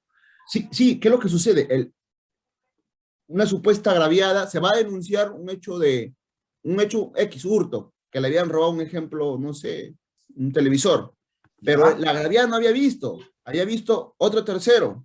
Y ese otro tercero no dice nada. O sea, no se da el tema de la percepción directa que habla el acuerdo plenario 1/2016. Entonces, ¿ahí hubo ronda, reconocimiento en rueda? No hay nada. No, pues no hay nada ahí. No hay pero nada. incubaron. Por eso que voy a deducir eso. Ahora, no hay sé nada. Si hubiese reconocimiento en rueda, en ese caso sí. El testigo dijo, sí, yo lo vi a este señor, muerto. Correcto, claro. No, ahí sí no. Muy bien, a ver, dejamos esta parte y continuamos, ¿correcto? A ver, finalmente a Diego, para tener también su participación. Adelante, Diego. Doctor, discúlpeme, que le estoy hablando, este es el Zoom de mi esposo. Muy bien, ya, pero si yo me equivoco, usted me disculpa, porque yo veo como Diego, yo no sé quién es. Muy bien. No, doctor, mire, mi consulta es la siguiente, yo sé que usted ya dejó en claro mayormente de los temas de violencia contra la mujer, ¿no? Sino que, mire, hace 3 días me ha llegado un caso en el cual, bueno, ya el señor había maltratado a una mujer, el fiscal se le declaró reo contumaz, el fiscal ya ha solicitado un dictamen de 1 año y 8 meses, ¿no? Pero el señor ya ha cambiado, se ha convertido a la iglesia y todo. Y estaba escuchando de que desde el 2017 aproximadamente ya la pena es efectiva. ¿Cómo podría solicitar en este caso la conversión de la pena? ¿Lo hago yo o lo realiza el mismo magistrado? No, esa es facultad del juzgador. Pero tienes que pedirlo, pues como abogado tienes que luchar hasta el último, lo vas a dejar abandonado de cerca al río y que se va a caer abajo. No, pues. Entonces pediría la conversión de la pena. Claro, en este caso en concreto, lo que tienes que llegar a un acuerdo con el fiscal, a una determinada pena, normalmente va a ser 10 meses, que eso va a ser convertido en 43 jornadas, donde el INPE va a establecer dónde va a cumplir esas jornadas de acuerdo a lo que ellos establezcan. Por eso yo digo, ¿por qué hay tanta basura en Lima? Si existe esta conversión de prestación de servicio a la comunidad. Yo diría, si yo fuera juez, haría que todo Lima sea limpio. Porque haría barrer todas las calles. ¿Y por qué hay tanta basura en Lima? ¿Por qué hay tanto desorden? Yo digo, si tantas personas que están involucradas en violencia familiar o otro tipo de delitos que son sancionados con prestación de servicio a la comunidad, ¿por qué no hacen esa labor? A ver, falta proactividad desde mi punto de vista. ¿Correcto? No hay acuerdo, pues. INPE no sirve para nada. Tiene que coordinar con las municipalidades y simplemente decir, a ver, este señor va a ir a limpiar los sábados y domingos a la calle, a la avenida Grau, limpiecito. ¿Ya? Personalmente. Y vamos a fiscalizarlo con un registro. Lo vamos a tomar foto, vamos a grabar que él mismo lo está limpiando. Una forma de prevención general también, ¿sí o no? Para que no vuelva a cometer ¿quién? Los demás, pues. Otra cosa que no existe voluntad de que se ejecute desde mi punto de vista. Un saludo a la bandera, a la prestación de servicio a la comunidad, desde mi opinión personal. A ver, ¿alguien más? A ver. Creo que vamos a establecer algún criterio desde mi despacho también, ¿no? Creo que sí, pero aquí en la ciudad donde yo trabajo las calles todavía están limpias. Pero en Lima, en otros lugares, debería, estas señores que están con prestación de servicio a la comunidad, hacer esa labor. Pero voy a imponer aquí un criterio. De todo aquel que esté haciendo, como el fiscal es el que encargado de hacer el seguimiento, ¿saben eso o no ustedes? Que cuando está en una etapa de ejecución, una determinada persona por cualquier pena, el que hace el control es el fiscal. Ante el incumplimiento de este tipo de penas, ¿quién es el que tiene que pedir la revocatoria? Esto no es de oficio, esto es a pedido de fiscalía. Entonces acá también, desde mi opinión personal, nos tenemos que poner un latigazo a la fiscalía, ¿no? No estamos cumpliendo nuestro rol hasta el final. Pero creo que debemos cambiar algo. Si queremos, por ejemplo, que nuestra ciudad sea limpia, muy bien, pero hay que hacer el acto de control posterior de esta sentencia. Y hay que pedir informe. Yo como fiscal puedo pedir informe al INPE, o en todo caso vamos a establecer algo. Mandar un oficio al INPE diciendo, coordine usted con las municipalidades para que realicen como prestación de servicio la limpieza de las calles, o de los parques y jardines. Yo quiero ver mi ciudad limpio, con arbolitos, todo verde, con florcitas. ¿Eso es parte de la prestación de servicio a la comunidad? Claro que sí.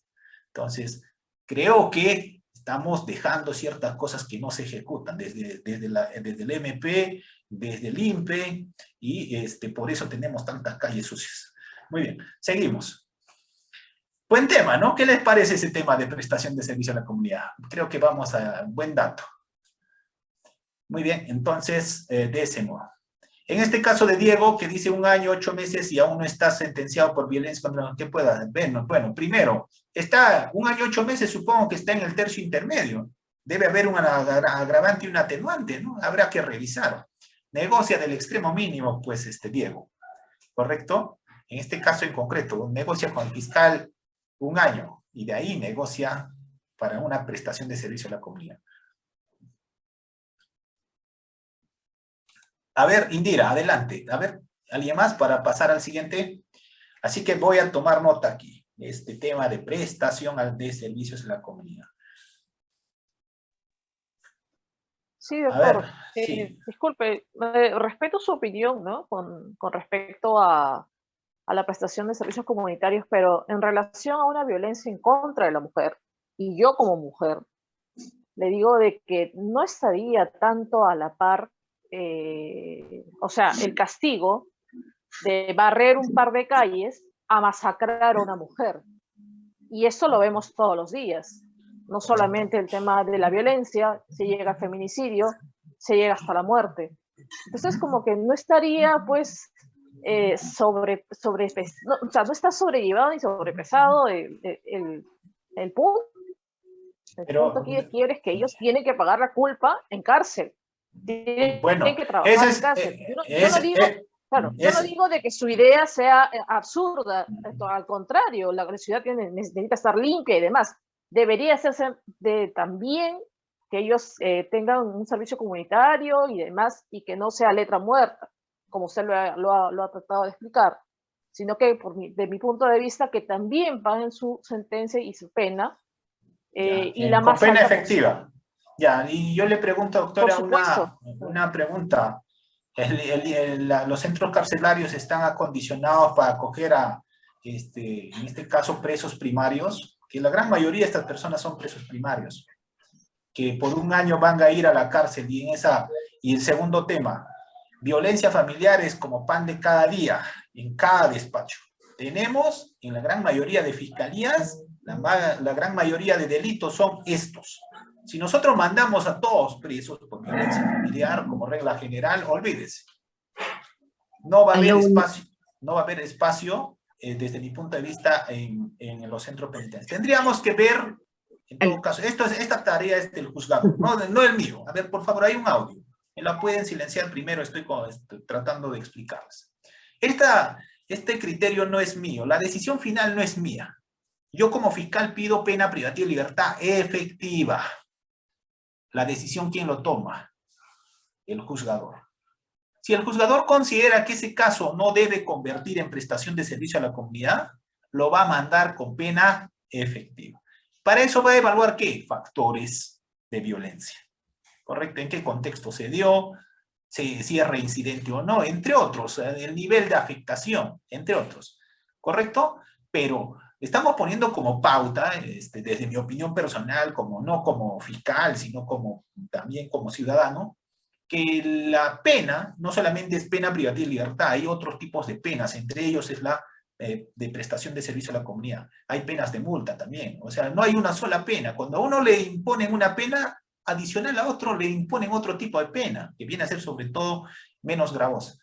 Sobre el tema de la prestación de servicio a la comunidad, soy de la opinión de que en la gran mayoría de casos se está imponiendo prestación de servicio a la comunidad. Y esta prestación de servicio a la comunidad no se está cumpliendo. ¿Por qué? Porque no hay un seguimiento desde la Fiscalía. Segundo, INPE no está cumpliendo. Desde mi punto de vista, estas calles que tenemos en Lima, sobre todo en las grandes ciudades, ¿por qué están tan sucias si tenemos tantos sentenciados? Porque Fiscalía y INPE no están haciendo esta labor, desde mi opinión personal.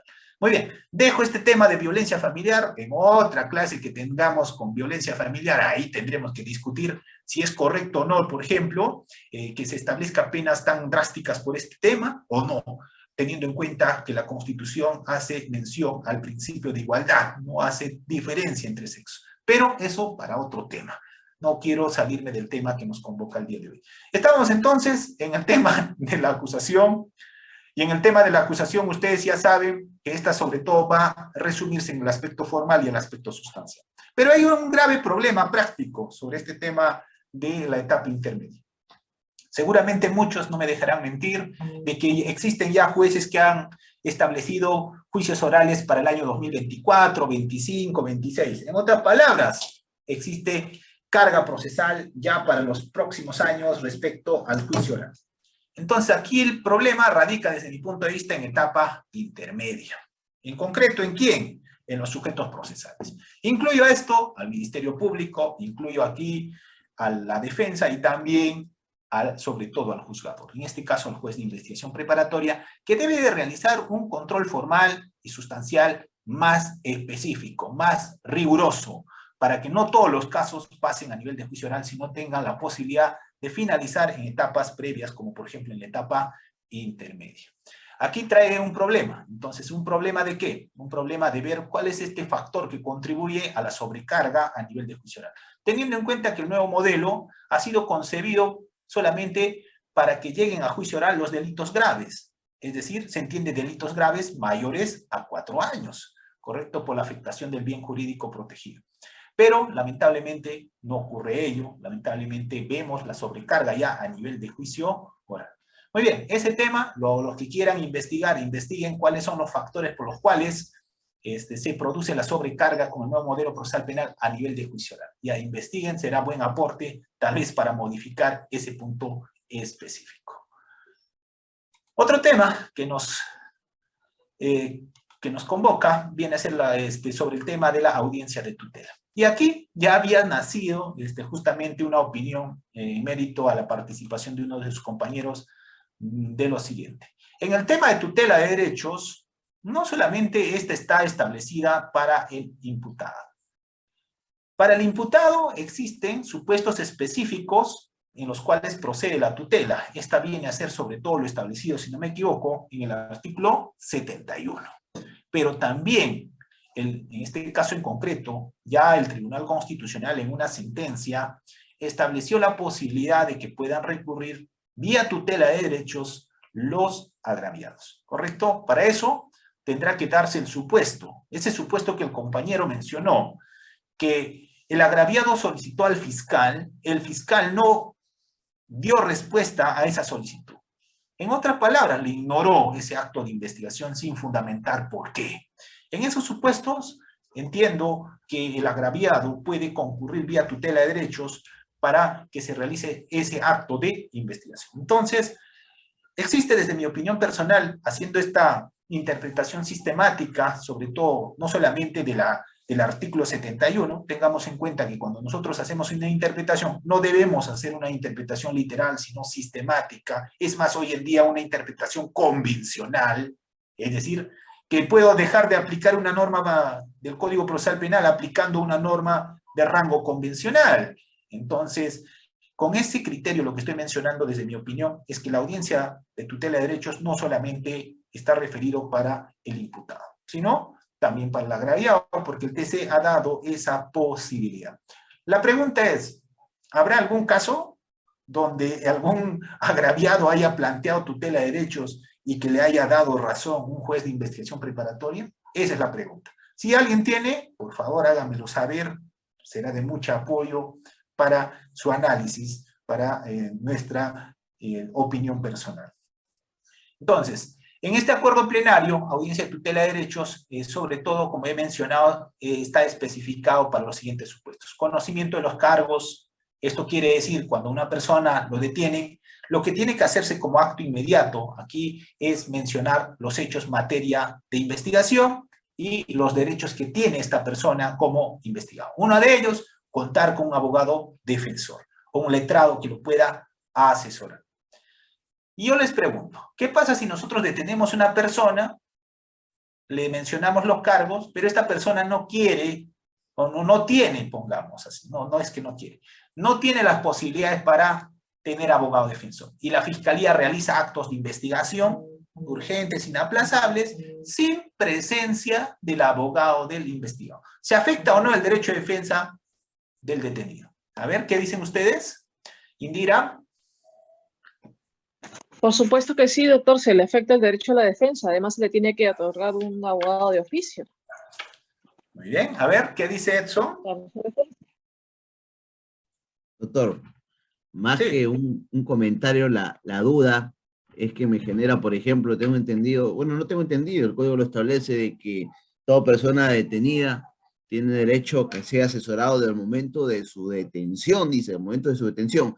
¿Qué pasaría si un ciudadano ha sido detenido a las 8 de la noche, su abogado se apersonó a la comisaría a las 8:05, fue tan veloz, y la práctica nos indica de que las actas por lo general se llevan a cabo en la comisaría, ¿no? Ya le ponen su floro, como siempre ponen, por hecho de que es considerado zona roja, etcétera, etcétera. Zona peligrosa. No le permiten al abogado participar en esa acta de intervención policial o en cualquiera de las actas. Pero yo presenté mi escrito, o sea, para avalarme con algo, ¿no? ¿Puedo excluir eso, doctor? Independientemente que sea considerado como diligencias urgentes inaplazables, se podría decir, ¿no? ¿Cuál es su criterio? Yo soy de la opinión que sí. En este caso en concreto, detengo, no tiene abogado, aló, defensor de oficio, póngame un abogado aquí. ¿Correcto? Mientras el señor no tenga su abogado privado, tiene que haber alguien que debe garantizar su defensa. Hasta las actas, ¿no, doctor? Hasta las actas. Claro, ¿no? Claro, pues, claro. Sí, sino que el problema radica de que algunos colegas no hacen eso. Avanza nomás, el abogado, como no nombró, bueno, pues es su problema. Luego puede traer un tema de nulidad. En este caso, en concreto. Gracias, ¿correcto? Muy bien. Ahora, tiene que mencionar, en este caso en concreto, el motivo de la detención. Este motivo de la detención tiene que ser mencionado en concreto. Creo, a ver, alguien del norte, me han dicho que en Trujillo están aplicando un nuevo criterio sobre la flagrancia delictiva. ¿Alguien me puede comentar? A ver, ¿alguien de Trujillo? A ver. Quieren hacer un nuevo criterio sobre la flagrancia delictiva, me han dicho en el norte, en Trujillo. A ver, sí, a ver, Edson. Doctor, tengo entendido no soy de Trujillo, yo soy de Chiclayo, pero trabajo en Lima, pero han implementado juzgados para procesos inmediatos, donde se han creado una cartilla para que se les lea sus derechos, doctor, pero después que distorsionen o cambien, bueno, ese es un copy-paste que nosotros hemos hablado del TC, pero del español, que está recogido en el Acuerdo Popular 1 de 2016. ya que lo distorsionen, no creo. Ya, en este caso entonces, a ver, ¿alguien del norte? ¿Alguien de Trujillo? A ver. ¿Alguien? A ver, ¿alguien? A ver, voy a ver la caja de comentarios. A ver, sí, Mónica, adelante. A ver, actívenlo a Mónica, por favor, su micrófono. Queremos escuchar esa experiencia.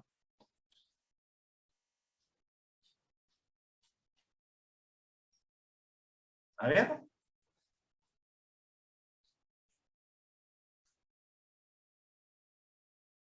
A ver, Mónica, ¿le pueden activar?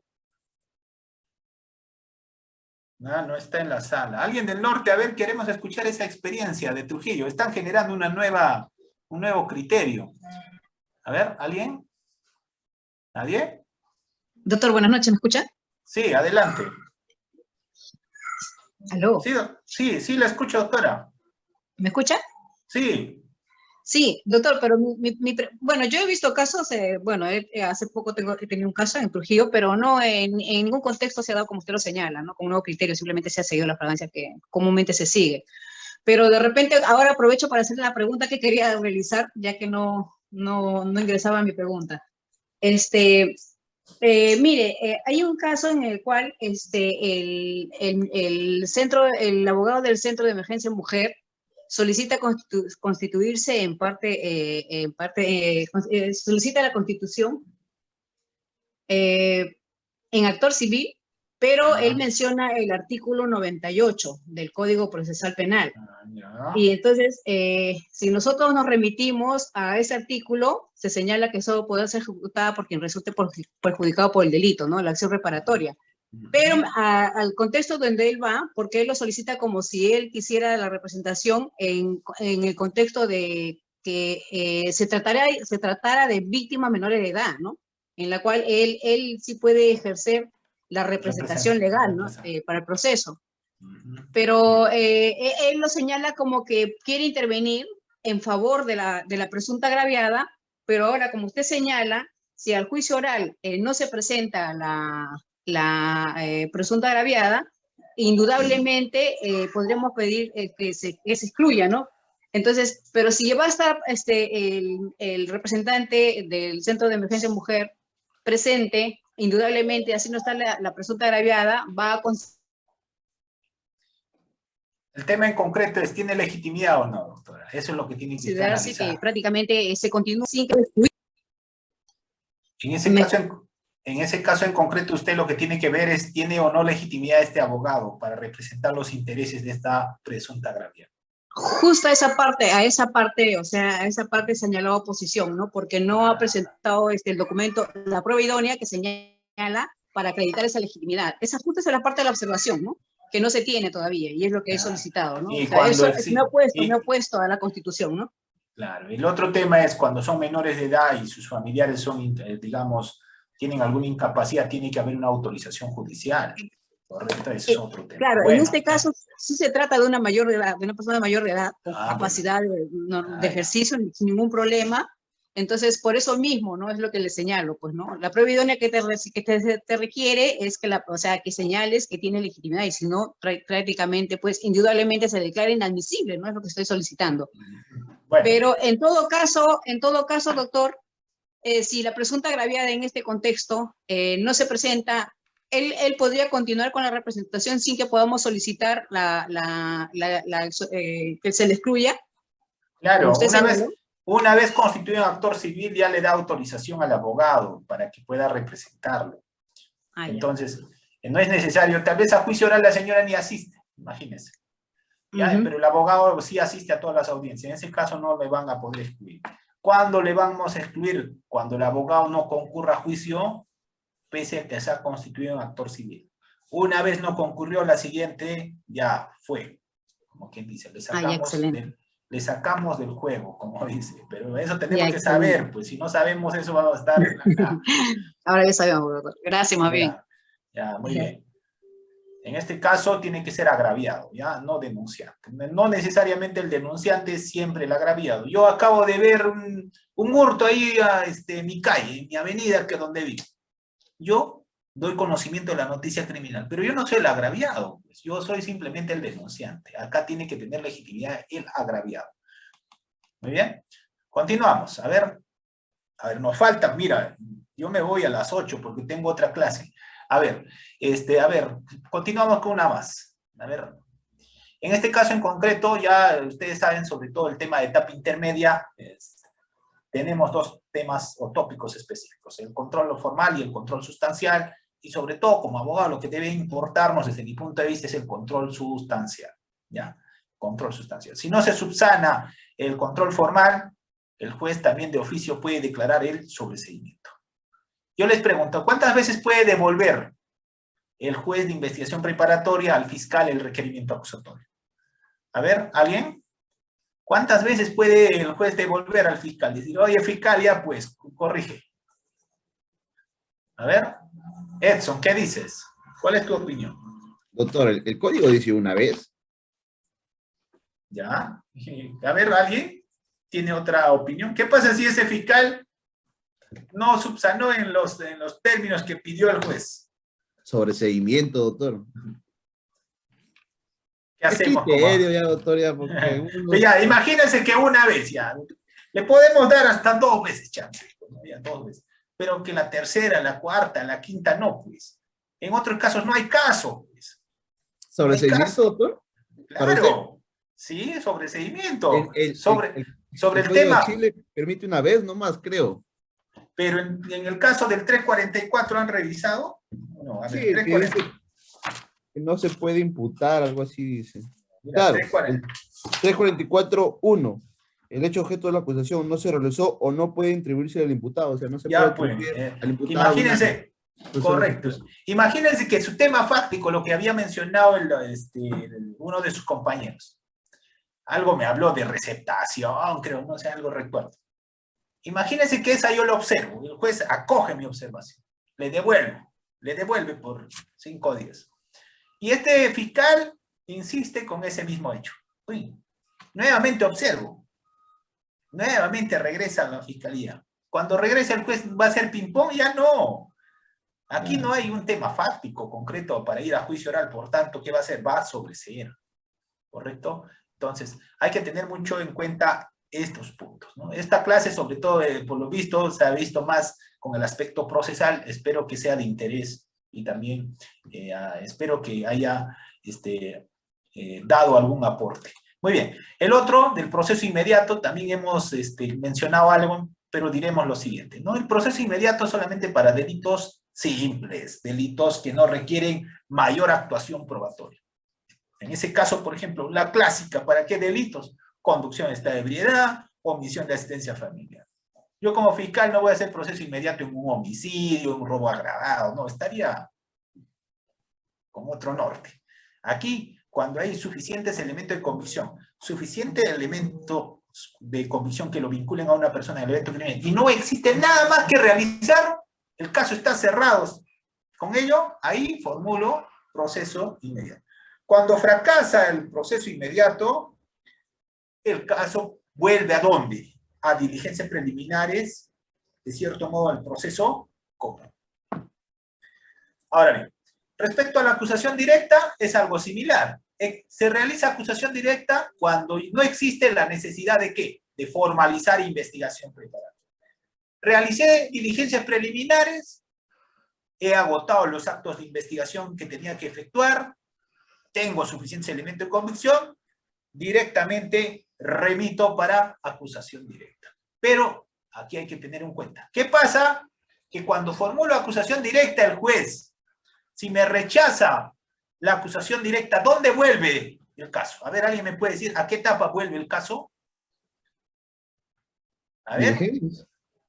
Vuelve al estado anterior. Correcto, vuelve al estado anterior. ¿A alguien le pasó en proceso inmediato esto? De que le rechaza al fiscal y ya, no, fiscal, acá no hay proceso inmediato. Esto tiene que irse bajo los canones del proceso común.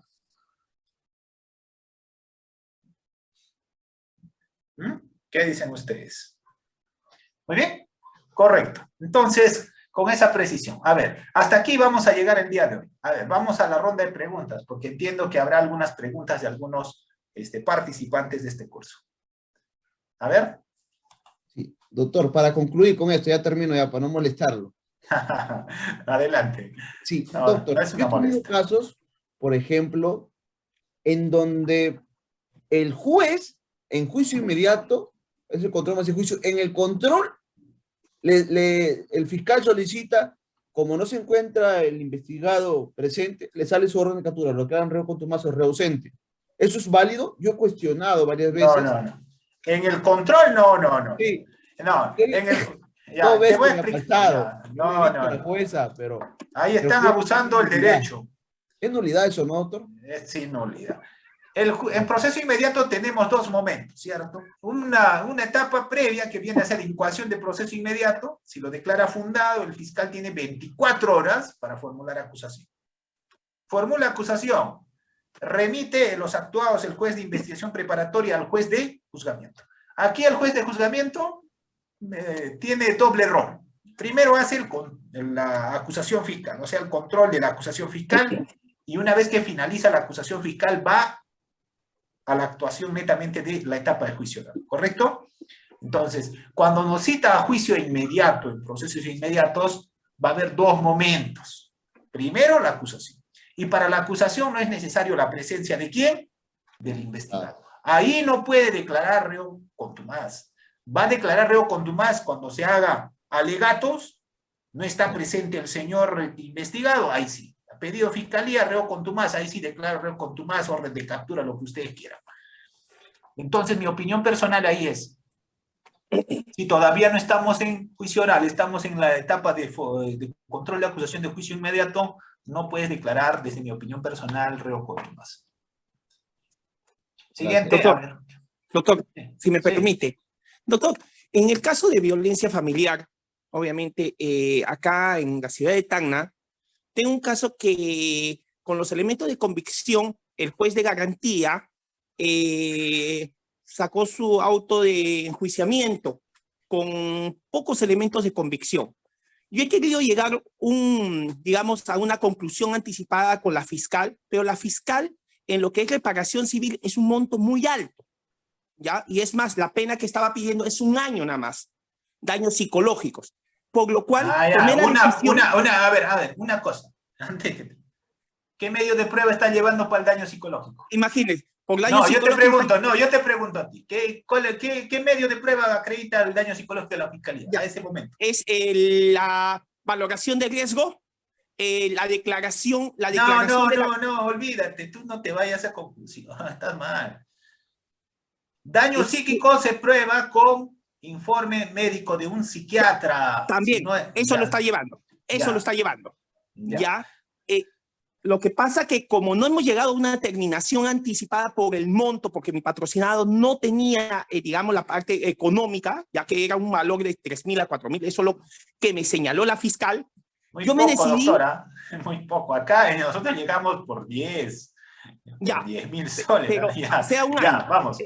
Y obviamente que los elementos de convicción, y es más, el informe pericial, hemos analizado con un perito, con un psicólogo, que obviamente sí yo puedo darle la batalla en juicio, en los alegatos. Pero ¿qué pasaría si llegando a juicio, obviamente el juez puede determinar una conversión de pena de oficio? No, ahí va a haber una sentencia, sí o sí, va a haber una sentencia. Yo lo que te recomendaría es que analices bien el tema de la reparación civil. ¿Por qué te digo? Mira, hay varias formas, es que no me permite el cargo darte mayor detalle que lo que tienes que hacer ahí, lamentablemente. Pero hay formas de poder ver el tema de la reparación civil.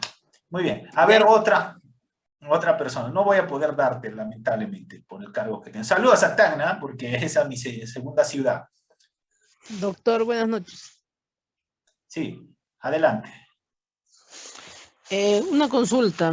En caso de homicidio, ¿cómo se llama? Llega a una terminación anticipada, ¿no? digamos, homicidio de 15 a 20, ¿no es cierto? Homicidio calificado. Ya. Le hacen una reducción por confesión sincera, otra reducción por la terminación, por el beneficio de la terminación anticipada. El caso de reparación civil por un monto de 50.000 soles. Y yo me voy a la reparación civil, doctor. El monto de 50.000 soles, ¿cómo se evalúa? Bueno, ya. El tema en concreto es un tema de daño extrapatrimonial. Cuando uno defiende al actor civil o agraviado... No había actor civil, doctor, no han quedado con actor civil. ¿Y a quién está llevando la pretensión civil? Quedaron con el fiscal nomás. Ya, entonces no hay nada que hacer. Acá el fiscal es el que tiene la última palabra. Pero escúcheme, señora, por eso, señora, escúcheme primero. Para establecer un tema, sobre todo de esta naturaleza, se tiene que tener en cuenta, sobre todo, el daño de carácter extrapatrimonial, no patrimonial, extrapatrimonial. Ahí vamos a ver el proyecto de vida, entre otros, de esta persona que tenía, las actividades, entre otros. Esto tendrá que cuantificarse, no como un criterio objetivo, porque no existe un criterio objetivo. A ver, yo le pongo un ejemplo. Mi vida tendría el mismo valor, por ejemplo, que yo tengo maestría, doctorado, que soy fiscal. Tendría el mismo valor que una persona que se dedica a la agricultura de la misma edad que yo tengo. No, ¿cierto? Es un criterio subjetivo. Entonces, en este tema de la cuantificación del daño, del mismo modo ocurre, doctora. En este caso, Fiscalía habrá tomado en cuenta algunos factores a criterio del despacho, que no son objetivos concretamente, para establecer ese monto. Tal vez 50.000 soles para algunos es mucho, para otros no, pero como Ministerio Público tiene que justificarse. Claro, yo no rebaso lo que sería así, sino que, ¿qué pasa? El fiscal ha propuesto esos 50.000 soles y hemos aceptado. Lo que no está aceptando es el juez, porque dice que no hay ahí, porque se tiene que haber una confesión sincera. Dice que no hay una confesión sincera. En todo caso, yo pediría una confesión parcial. Ya, el tema es que la confesión sincera es para un beneficio premial. No. El tema concreto, doctora, la confesión sincera es para un beneficio premial, para reducir en 1/3 la pena que se va a establecer. Bueno, esperamos que se haya dado la respuesta a la doctora. No sé si hay alguien más que va a preguntar. A ver, el doctor Javier.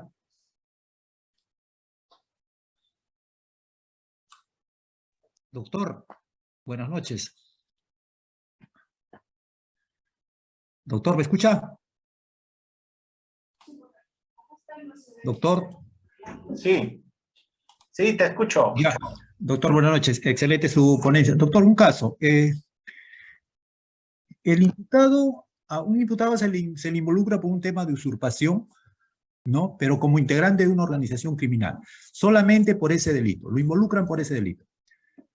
El fiscal, habiendo solicitado el sobreseimiento, ya después de 3 años de investigación, ¿no? Ya en la etapa preparatoria, por falta de elementos de convicción, pero el juez de la investigación preparatoria no se pronuncia, lo eleva a sala. Sala resuelve que sí, el fiscal debe formular una acusación porque sí existe elementos de convicción, ¿no? Para otros imputados, como es una organización criminal, para otros imputados este delito de usurpación les sobresee a toditos, por no existir el delito de usurpación, prácticamente. Entonces, el fiscal, después de 3 años de investigación, no tiene ninguna prueba, no incrementa sus pruebas, se puede decir, pero formula acusación, ¿no? Pero formula acusación con los mismos elementos de convicción que formuló la prisión preventiva, porque no existen elementos de convicción, ¿no? Ahora, la pregunta es, ¿puede progresar este proceso? ¿Puede llegar a sala este proceso? No, yo creo que no. No creo. Los mismos fundamentos que sirvieron para el sobreseimiento para unos y para los demás va a ser como elemento de convicción que lo vinculan para el evento criminal. Yo creo que no. Tiene que haber suficientes evidencias que lo vinculen a una persona en el evento criminal. En este caso no puede ser el mismo que ha servido para sobreseer para otros, que sea para otros que sí sean como graves elementos de convicción que lo vinculen al evento criminal. Más aún si tenemos en cuenta que en organización criminal tiene que haber el tema de distribución de roles y cada elemento de convicción debe estar vinculado de qué modo al integrante de la organización criminal. Habría que ver, analícelo, doctor. Muy bien.